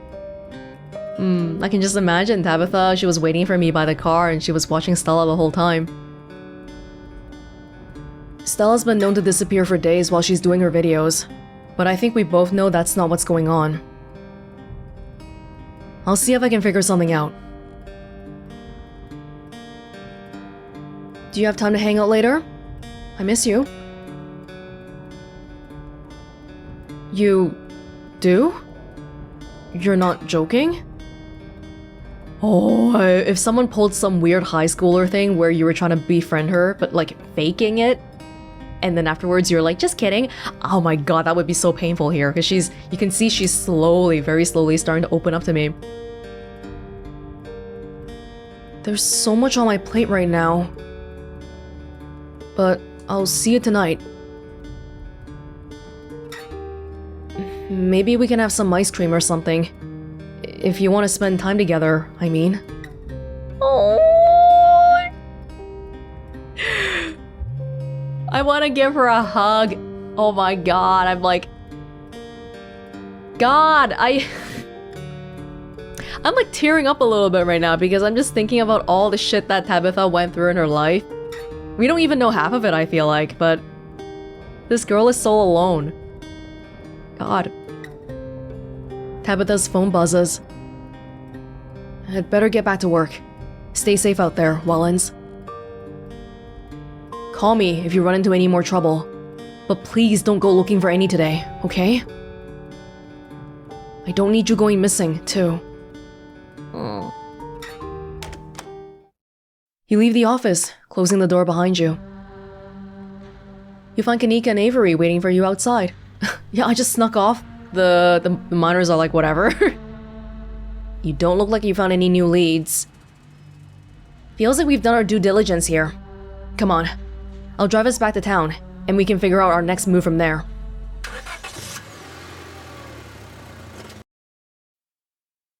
Where to next? Let's go to the church. I'll go to the cops last because who cares about the cops? The church? Why? I see what you're thinking. Stella was confronted with evidence of the afterlife, so she might try to get into all that religious stuff. It's worth checking out. I was just looking for a location in town, that's all. I think we'd be barking up the wrong tree, but I guess you're right. There's no point in not being thorough. I wouldn't mind stalking up on some holy water while we're there too. Seems like a good idea to cover all our bases at this point. Avery is a bit superstitious. I don't think Baptists do the holy water thing, but I'm sure Pastor Daniel would pretend to bless some water if it meant keeping us around a little longer. Is that a good thing? That's good enough for me. Let's not linger, though. I don't want him thinking we're possible converts. Kanika leads the way, taking you up the gradual slope towards the church. Is that Janie right there? Might be good to talk to her. You know, I've lived here for a few years now, and I've never actually been to the church. That's probably for a good reason. Where is that weirdo? My! 4 visitors at once? On a Thursday? This is unprecedented. 4? But there are only 3 of us. Oh no, were we followed by Dishley? Were we followed by Wayne? Supple, people! Oh, it's just Zane. What are you doing here? All the glimpses of death I've had in the past 2 days have forced me into the midst of an existential crisis, my dudes. I wanted to see if Faith held any answers for me. Hey, you know what? Good on you. Good on you for being open to new experiences. You never know, right? Alas, I have not yet found the solace I seek. Give it time, Zane. It sometimes takes a while for the Lord to work his way into your heart, but when he does, you won't regret letting him in. Be sure to look over those pamphlets I gave you, and of course, I'm always here if you need to talk. They're giving him that creepy music again. Sure thing, Pastor D. Peace, y'all. Anyway, we're looking for Stella. She wandered off last night and no one has seen her since. We're starting to get pretty worried. We hoped maybe you or Janie had seen her. I can't speak for Janie, but I'm afraid I've seen neither hide nor hair of Stella. If you'd like to talk to my wife, she's just over by the alpacas. Though, Welonz, I was hoping we might be able to talk in private. Sure? What's up? I guess we'll leave you to it while we check in with Janie. It's okay, I'm choosing to believe that he's not harmless for now. And what's he gonna do? Like, beat me up? See you in a minute. Don't be so antagonistic right off the bat. Your friends head off towards Janie and the alpacas, leaving you alone with a nervous pastor. He might just be nervous because I'm kind of hot, you know? I'm sorry, I can't really control it, but I will be more understanding of you thinking that way. I'm so glad you decided to come up to visit me. So many young people these days seem to think they can solve all their problems on their own. Meanwhile, God is right there, ready to help them. If only they'd let him into their hearts. The pastor's eyes dart back towards the alpacas. Okay, good. They're gone. What? You're new in town. What kind of impression did I make on you? Am I creepy?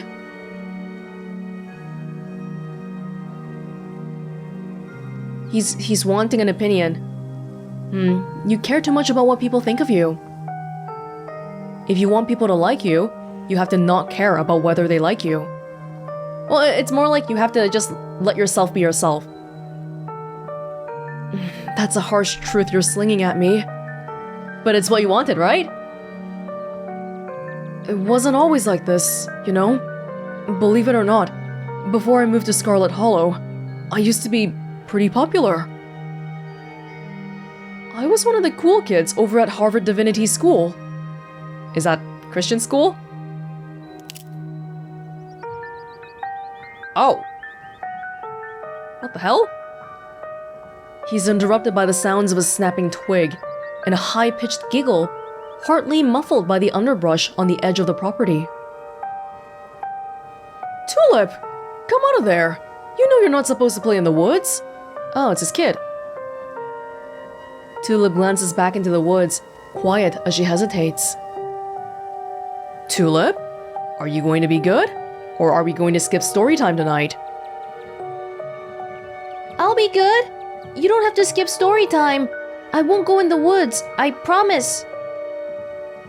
I know you won't, Tulip, because you know it's too dangerous for little girls in there.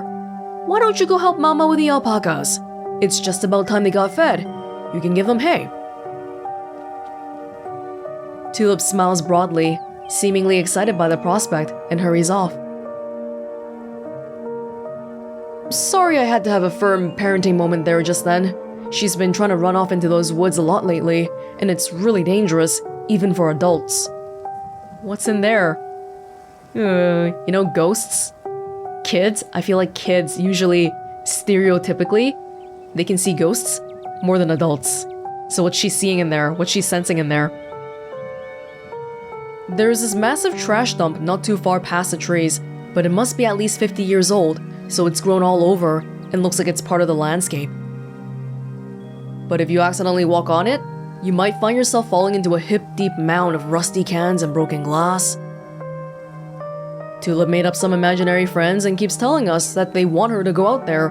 Like the word of some fictional creatures she made up is gonna convince us it's a good idea for her to play in somebody's old garage. But she's 7, so of course she would get some funny little idea like that. I remember the pastor doesn't believe in the supernatural. He believes in God and spiritual stuff, but he's like, oh yeah, that's way too... Like, he doesn't believe in ghosts. So he thinks it's an imaginary friend, but it could be a ghost. I'd love to get the community to rally around a big cleanup. It's about time somebody got rid of all that junk. Oh, Stella must have told us on Monday. Yeah, I think she did, when we were just waiting. Oh, Tetanus Lake. Stella told me all about it. Tetanus Lake? That's an accurate name. I wonder if Tulip would stay away if I started calling it that, or if it would only make it sound more alluring. Well, how big of a trash dump are we talking? Would a weekend of hard work clear it out? Maybe if you had construction equipment and a team of professionals. It's a big area, and I have no idea how deep it goes. Are you talking about this because it's a place that we're gonna go to? Some other episode? In the meantime, I'm just making sure Tulip knows not to go near it.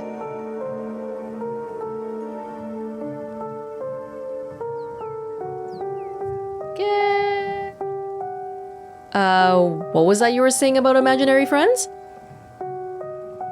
Oh, she's just been talking about these friends of hers lately.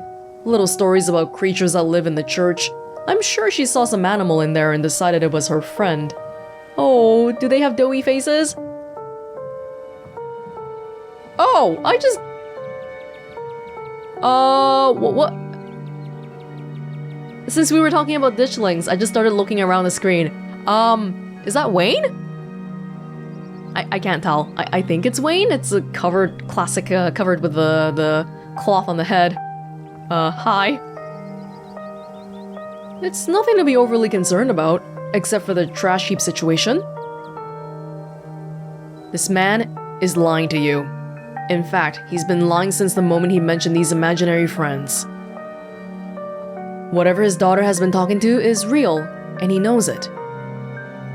Are you just trying to... When someone lies, it might not necessarily be malicious. It could just be that it's not consistent with his worldview and he's trying to get it back to being consistent. Like, he doesn't think ghosts are real, so he's like, oh, of course they're imaginary. Of course they're not real. But sounds to me like you know exactly what she's been talking to. Daniel's eyes go wide, just for a second. I don't. He does. He obviously does. He hunches his shoulders, his voice suddenly quiet. There are rats in the church. There. I said it. It's embarrassing. But she saw one at some point and she can hear them scurrying around in the walls, and she's decided they're her little friends. Daniel? Please, keep this between us. Don't tell Janie. I don't want her knowing the church is in such rough shape. Really? Is it really just rats? Is it really rats? Can she not tell the church is in rough shape? It's next to their house. Does she not go there? Out of the corner of your eye, you see Kanika and Avery walking back to the two of you. They must have finished talking to Janie. Janie says she hasn't seen Stella either, so we'd better get going. Thanks for suggesting we head up here, Welonz. We got to feed the alpacas. They were so cute and soft. It was awesome. Hey, I missed out on it. Not that we were trying to pet alpacas today. And Janie says she'll come by the diner with some cookies for the miners, and a few extra for me, of course. She's so nice. She even offered to bring me some, since I'm feeling under the weather. Hope your talk with the pastor went well. Yeah, thanks for asking. It went okay. Yes, we had a great conversation. I appreciate you all stopping by, even if it wasn't under the best circumstances. I'll let y'all be on your way. He seems okay so far. He seems okay, and we told him his problem too. And I hope Stella turns up soon. I'll put in some good prayers with a big man for her. Thanks. Alright, thanks. See ya. I mean, we don't need to be religious to appreciate that someone who is religious is doing whatever in their power to try to help us. So like if someone says, I'll pray for you, I'm not gonna like freak out. Kanika and Avery start back down the path to town, and you follow. So, what was that about? You seem pretty insistent on talking to you alone. Actually, I have no idea. Like, it didn't seem like was it a particularly important conversation? Yeah, he didn't say anything weird, did he?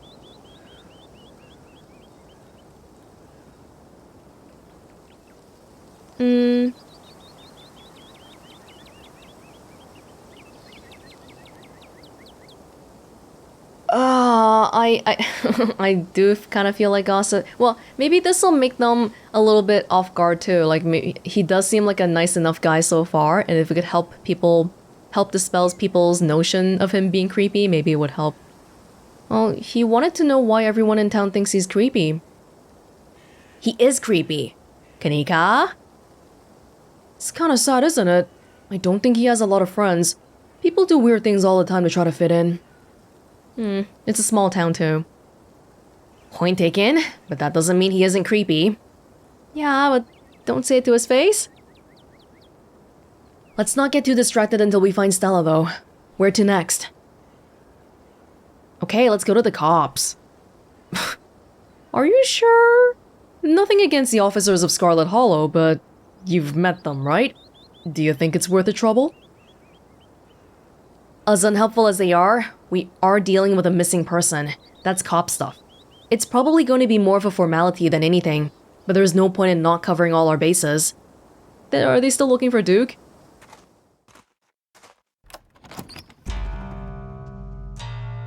Oh. The police station is exactly what you would expect from a town of the size of Scarlet Hollow.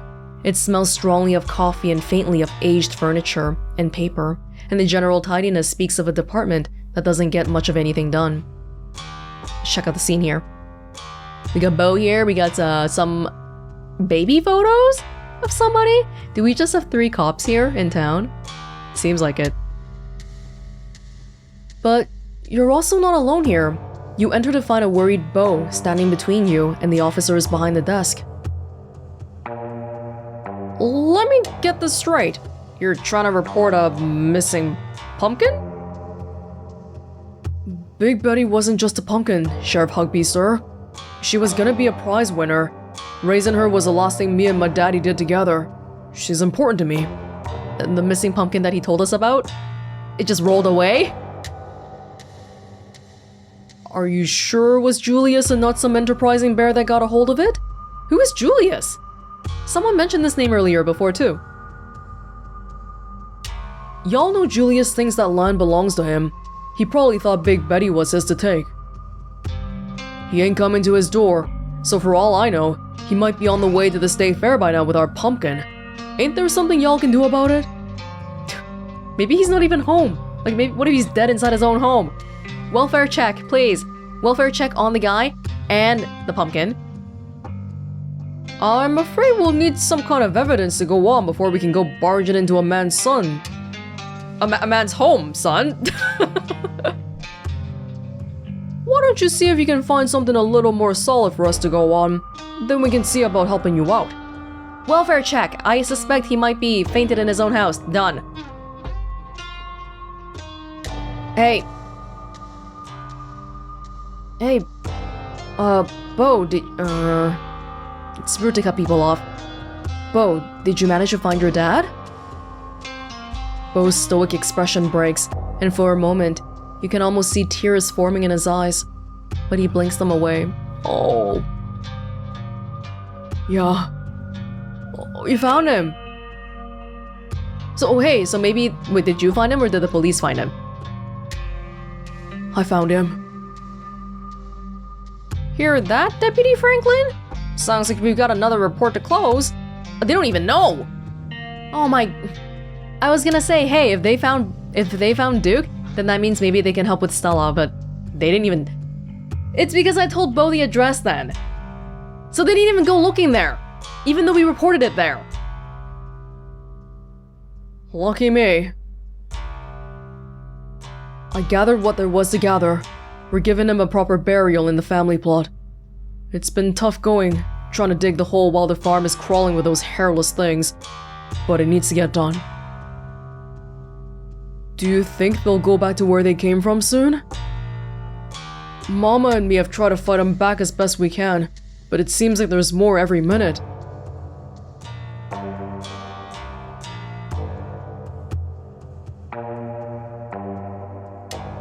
Oh, is it almost Halloween soon? Yeah, maybe it's like October 26th or something right now. Sunday might be October 31st. I'm personally doing everything I can to send them packing. I'll do my part to help. I'll kick in as many of those nasty little faces as I can. But I don't know how many I can send scampering off. I don't know about killing them. They might get angry. I don't know about that part. Seems like there's no end to those critters.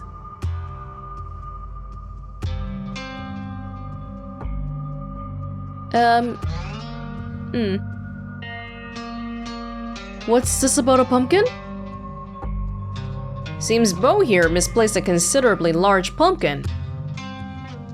Have y'all heard a word I said? I didn't misplace Big Betty. She was stolen, and I know who done it, so I'd appreciate it if y'all would give Mr. Tremaine a visit and set things straight. Julius Tremaine? And I'm telling you, we can't barge into your neighbor's house just because you want us to. Oh, they're related. Hey, what makes you think Mr. Tremaine stole it? You're poking a wasp's nest, Welonz. There's 100 years of history here. He's been claiming Big Betty was his since day one, on account of he thinks it was planted on his side of the property. The Callaways and Tremaines have been at this for a long time. They can never agree on whose land is whose. This ain't the first time we've heard something like this, and we get our fair share of calls from Julius Tremaine too. You know, Julius is a friend of mine. He's a lot of things, and he's definitely a bit of a curmudgeon, but I've never pegged him as a thief. I didn't know Julius talked to anybody. And maybe it's not Julius. Talk is a strong word, but I like to think we have some kind of understanding. Why is this pumpkin so valuable? Because it's big and it'll win the state fair. Me and my daddy put a lot of work into that pumpkin. She was nearly 2,000 pounds, a guaranteed blue ribbon. Naturally, our first question was how an old man like Julius Tremaine manages to move a pumpkin that size. Makes the whole story just a little difficult to believe. I don't know how Julius managed that, but I know it must have been him. He ain't even come into his door to answer for what he done. At the very least, he could give me seeds from what's left of her. Julius might not be home. And not in the traveling to the state fair kind of way. He might be dead, dude, seriously, he might actually be, considering the town. Raising her was the last thing Daddy and me did together. That's interesting, because I haven't seen Julius since Tuesday. He's usually in the diner every day. Not necessarily a big deal for a lot of people, but he never misses his morning joe. So maybe he isn't a thief. Could be something happened to him. If he ain't the thief, then who stole our pumpkin? Ditchlings? Beats me. I just don't think folks should be so quick to jump to conclusions. What's 2,000 pounds? I'm guessing if the ditchling ate it, at least some of it would be left, but it's just completely gone, so just disappeared. How do you even move a 2,000 pound pumpkin? I don't know how he did it, but he did it. You, sure it wasn't a bear? We're no bear. We're hunting folk. We know the signs. This was a man's work, and that means it was Mr. Tremaine. He knew just what to do to hurt our family. Hey, I don't think Bo's asking you to throw Julius in jail or anything. Why can't you just look into this? Pissing off the cops. Welonz is right. I ain't asking for much. It's because we need to frame it as a welfare check. Bo, if I went down that road, I'm sure Julius would come down here tomorrow and have a whole list of his own complaints, and all of them would sound just as justified as yours. Sometimes, it's best to just let things work themselves out. Easy for you to say. You guys don't do crap around here. But it sounds like Bo has a real case here. It's not just two neighbors having an emotional dispute. Property's been stolen. Couldn't you try to get involved on his behalf just this once? After everything he's been through this week? Yeah, his dad died, you know? You say that like this is the first time one of these feuding farm folk have come in about missing vegetables. We've heard it all. And what we've learned is, it's best to keep our noses out of it. I'm sure Bo here will be unsatisfied with whatever the legal system feels is just punishment for stealing Big Betty. It doesn't matter what happens. If we do anything, Julius will be storming in here the next day with a complaint of his own. Heck, he'll probably come down here regardless. Yup, and it'll be about a missing butternut squash or what have you that he sure made it into a soup on the Callaway side of the property line. You know, even if Julius didn't take Big Betty, it might be worth doing a welfare check. Thank you, Avery! Thank you! Alright, let me speak in plainer terms.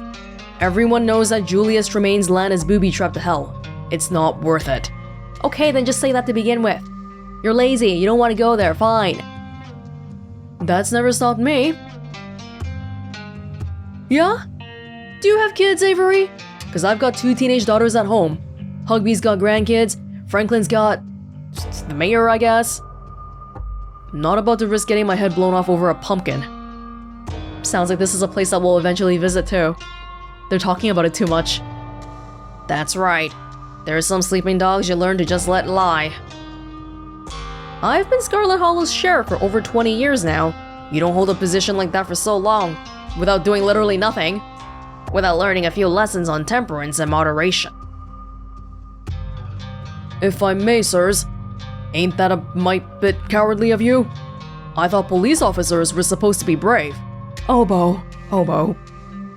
Not the ones that live very long, son. Look, I've been to Julius's 100 times. I can tag along and make sure nobody gets hurt. That's a mighty kind offer, but let's give it another day. There's no need to escalate things when they might just resolve themselves. We'll go another day. Ah, these cops. Okay, listen up, folks. We got a missing person on our hands. Stella hasn't been seen since yesterday, and the front door of her house was left open. The place was a mess. Oh, so you think you're leading an investigation, do you? Coming in here like you have some kind of authority? Oh my god, I was getting too smart with them. Well then why don't you march on out and dig up some clues if you think you're such a big shot?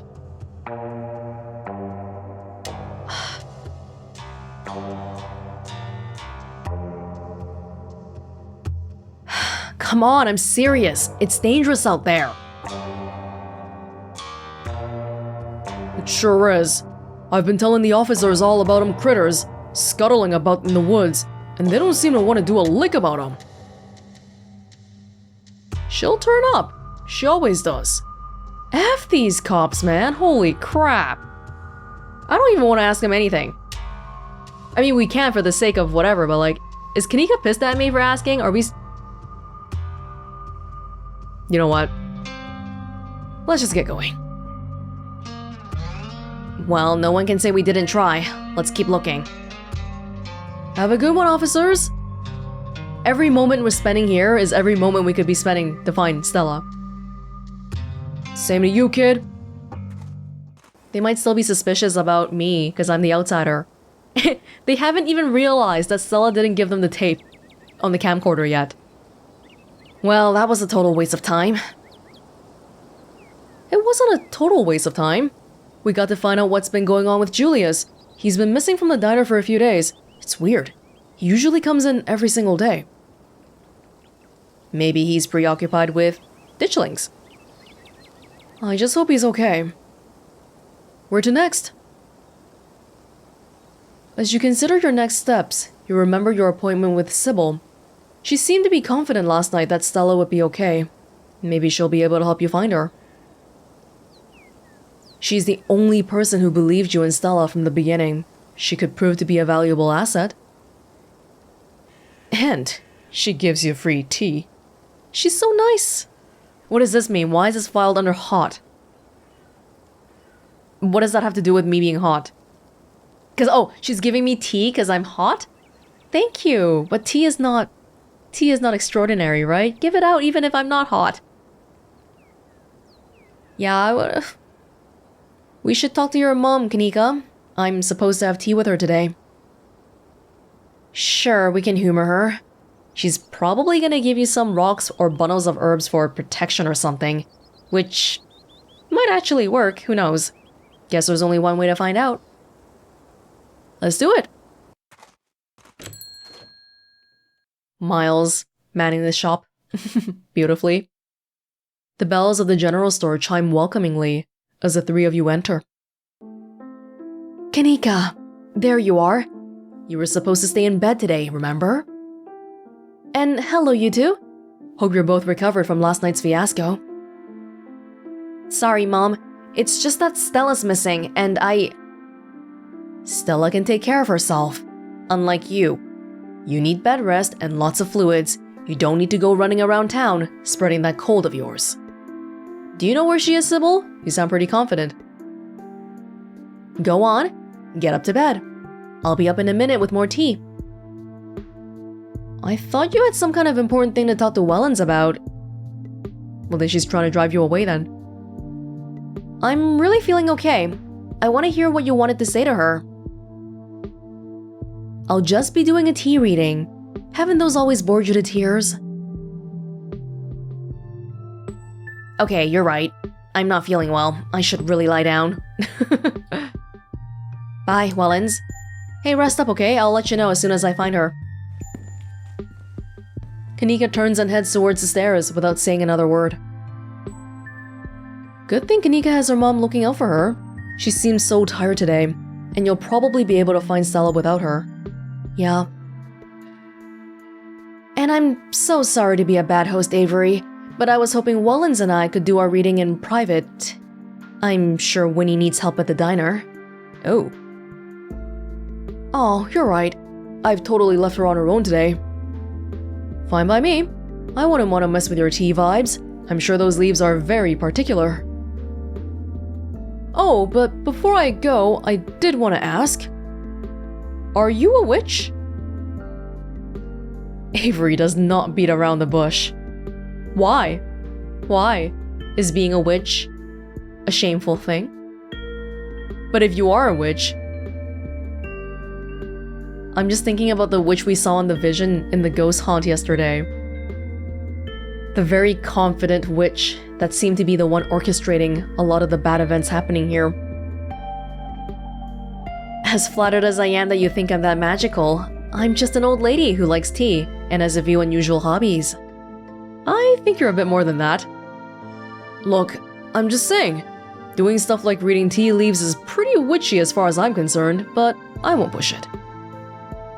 Though, just so you know, if you are a witch, you can totally tell us. We'd be cool about it. I'll leave y'all to your not supernatural private tea leaf reading. We'll catch up tomorrow, Welonz. See ya. They make their way out of the general store, disappearing down in the street in the direction of the diner. Shall we? You really dragged me over here for a tea reading? Sybil motions towards the tea room. I thought you had something to say to me. Okay. Please, have a seat. I'll bring you a fresh cup. You take a seat at the small table at the edge of the room. It's dark here. Only a sliver of sunlight able to filter through the heavy curtains, supplemented by the bright grow lights over the plant in the corner. Wow, we're close. Sybil joins you at the table and places a cup in front of you. It smells light and citrusy, with an undercurrent of decaying earth. Finally, my time to drink? It's the same tea you sampled with Avery at the diner on Tuesday. Oh! That really disgusting, good tea? I'll be able to do a reading once you're done. Until then, how about we just chat? Okay.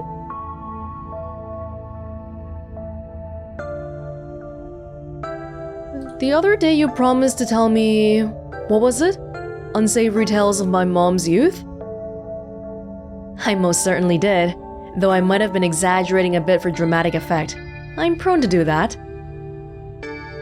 In a town this size, you get to know everybody, no matter what the age difference might be. How come I feel like Sybil's art in this scene is like a different style? Vivian was a little younger than me, which meant I always had a certain older sister instinct about her. Her family wasn't good to her. Pearl Ann was a lot like your great-grandmother, Edwardine, which is to say, she was not a very kind woman. Well, she got it from somebody, right? And Tabitha got it somewhere, right? Similar to Tabitha, but with more social grace and considerably more hatred for her fellow man. But your mother wasn't a shrinking violet either. She was just as stubborn as any other Scarlet, so her family choosing her as her punching bag made her into quite the rebel.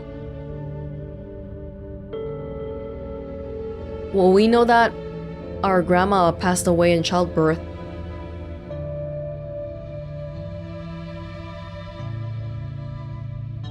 What do you know about my grandma? I'm afraid there isn't much I can tell you. I think there were two in the generation. The eldest died when the girls were still children. Edwardine never spoke about them, nor did your mother.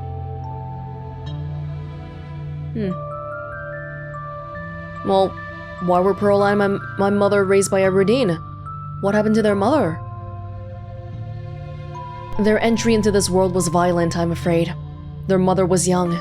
Too young to be pregnant, especially with twins. And technology back then wasn't as good, like medical technology. She didn't survive the labor.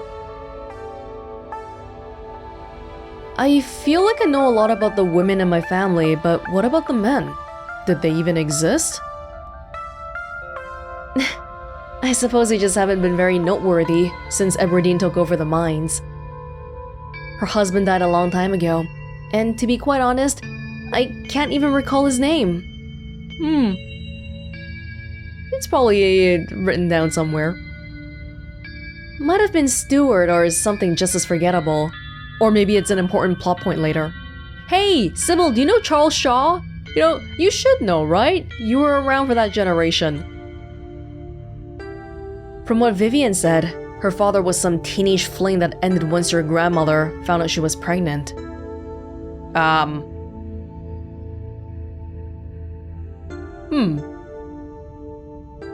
fairly certain it was similar for Vivian, though she was much older. And I believe she was the one who ended it. What with skipping town and all. Oh, so maybe my dad is from the town as well?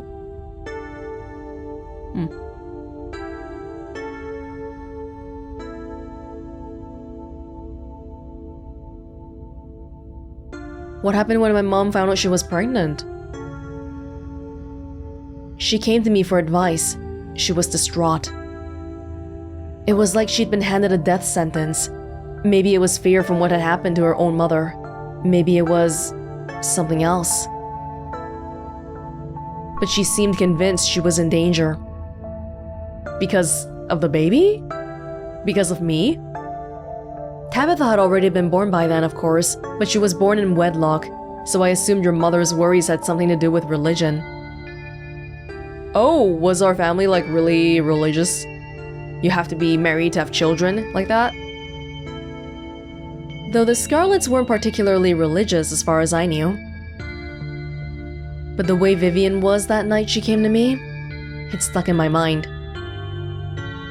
It's always had me wondering what it was about your family that made her panic so much at the thought of having a baby. A curse. A curse.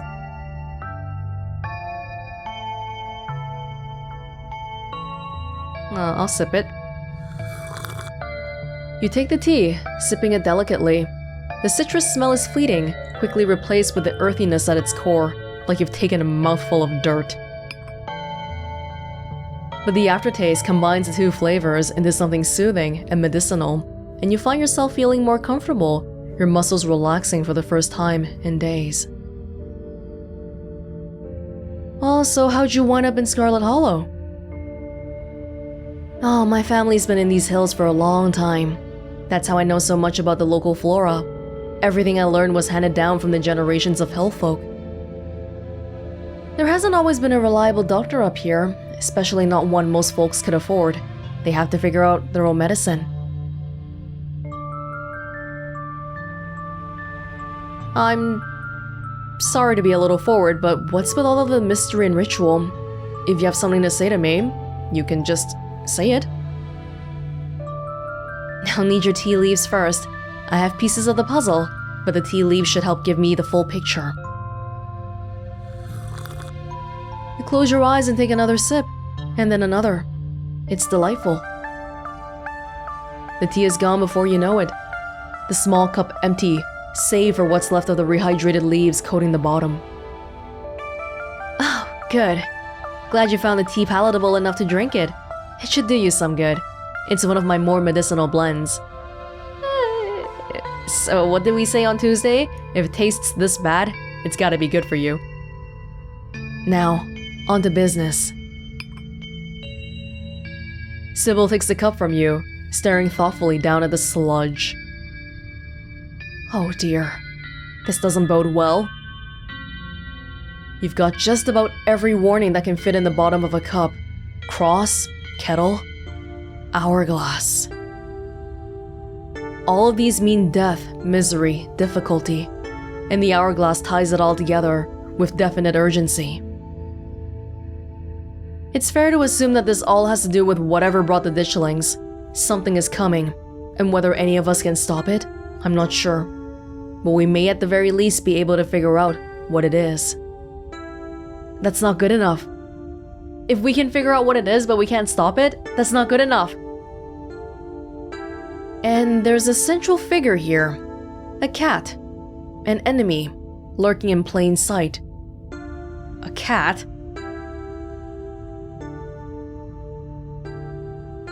Tabitha was my first thought actually, because Tabitha is kind of like a wet cat. Why could the... Oh. Oh, okay. Oh, you're just going down everybody.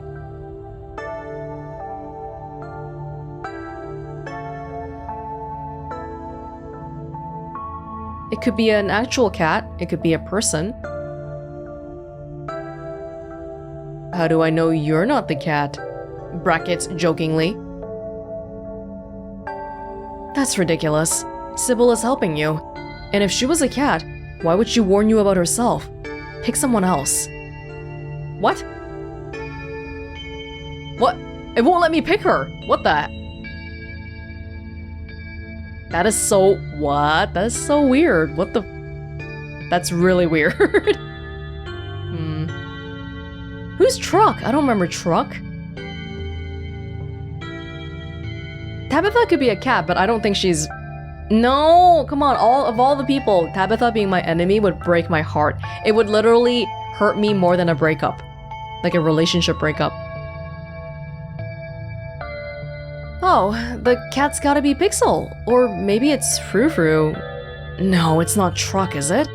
Those are the 3 cats I know. Dear, the cat isn't a literal cat.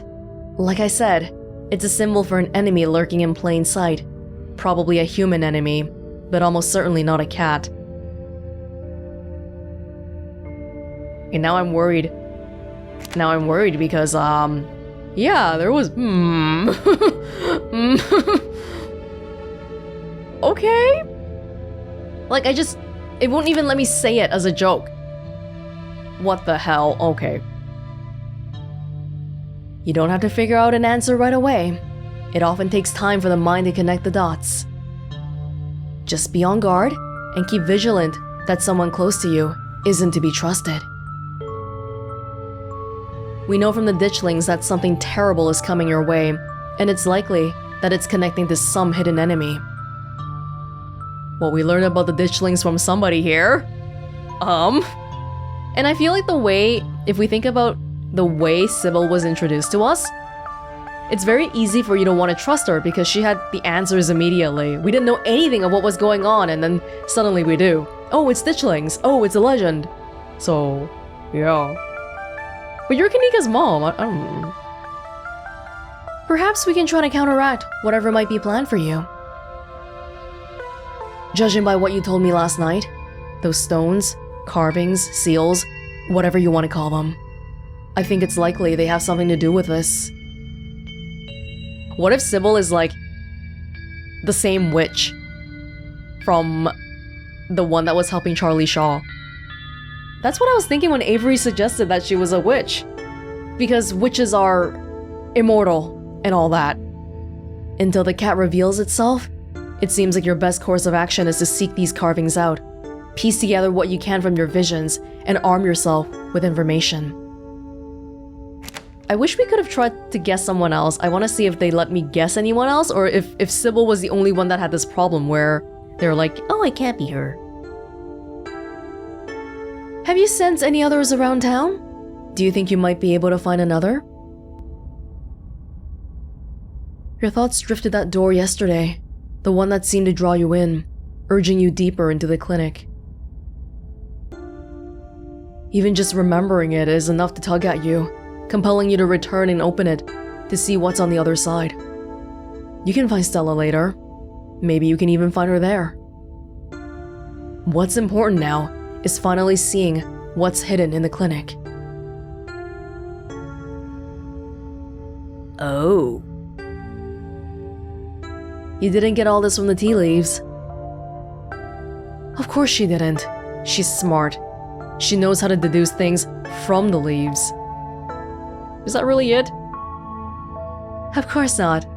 Tea leaves are merely a guide. Sometimes they can help confirm suspicions, or fill in where my intuition falls short. My family has lived in these hills a long time, as has yours.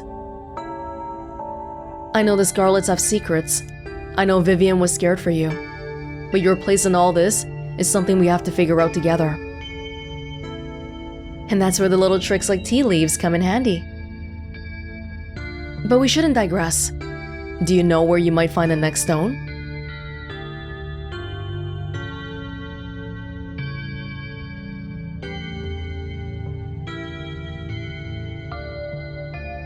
I'm wondering if I should say it.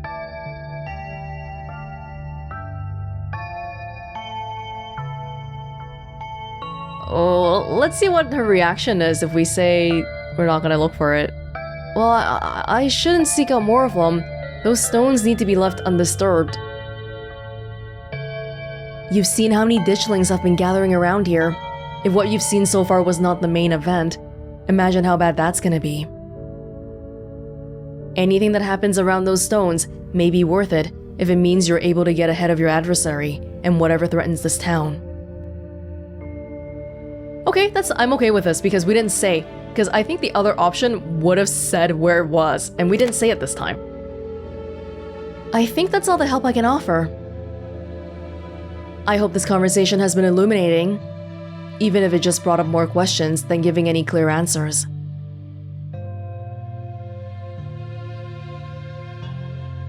Well, you helped last night. Why don't you come with me?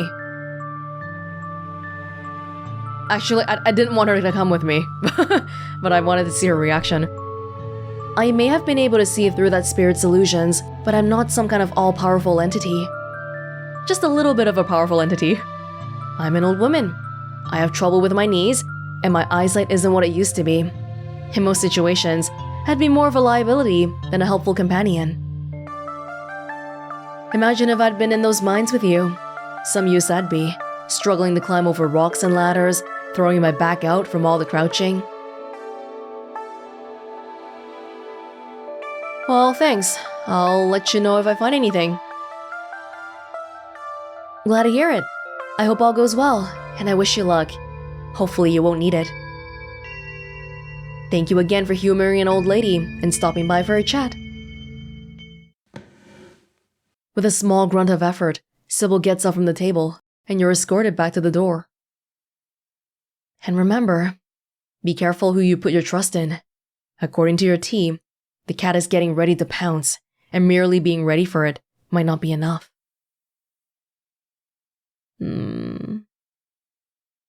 Well, thank you for the advice, I guess.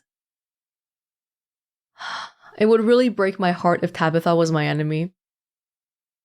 Everyone else? Not as much. Yeah, everyone else not as much. But Tabitha would really break my heart. Sybil closes the door to the tea room, the bells of its door strangely flat in the stale air of the nearly empty general store. Check on Kanika. You're not going anywhere before checking in on Kanika. You make your way upstairs. You knock on Kanika's door. Mom, I really don't need any more tea. I think I'm just gonna lie down for a while. I'm not your mom. Oh, Welonz. What's up?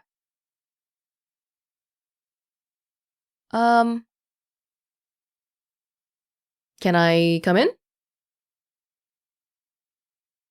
Sorry, Welonz. My mom was right. I'm exhausted. I probably shouldn't push it or I'll wind up worse off tomorrow. It looks like you're on your own. Okay,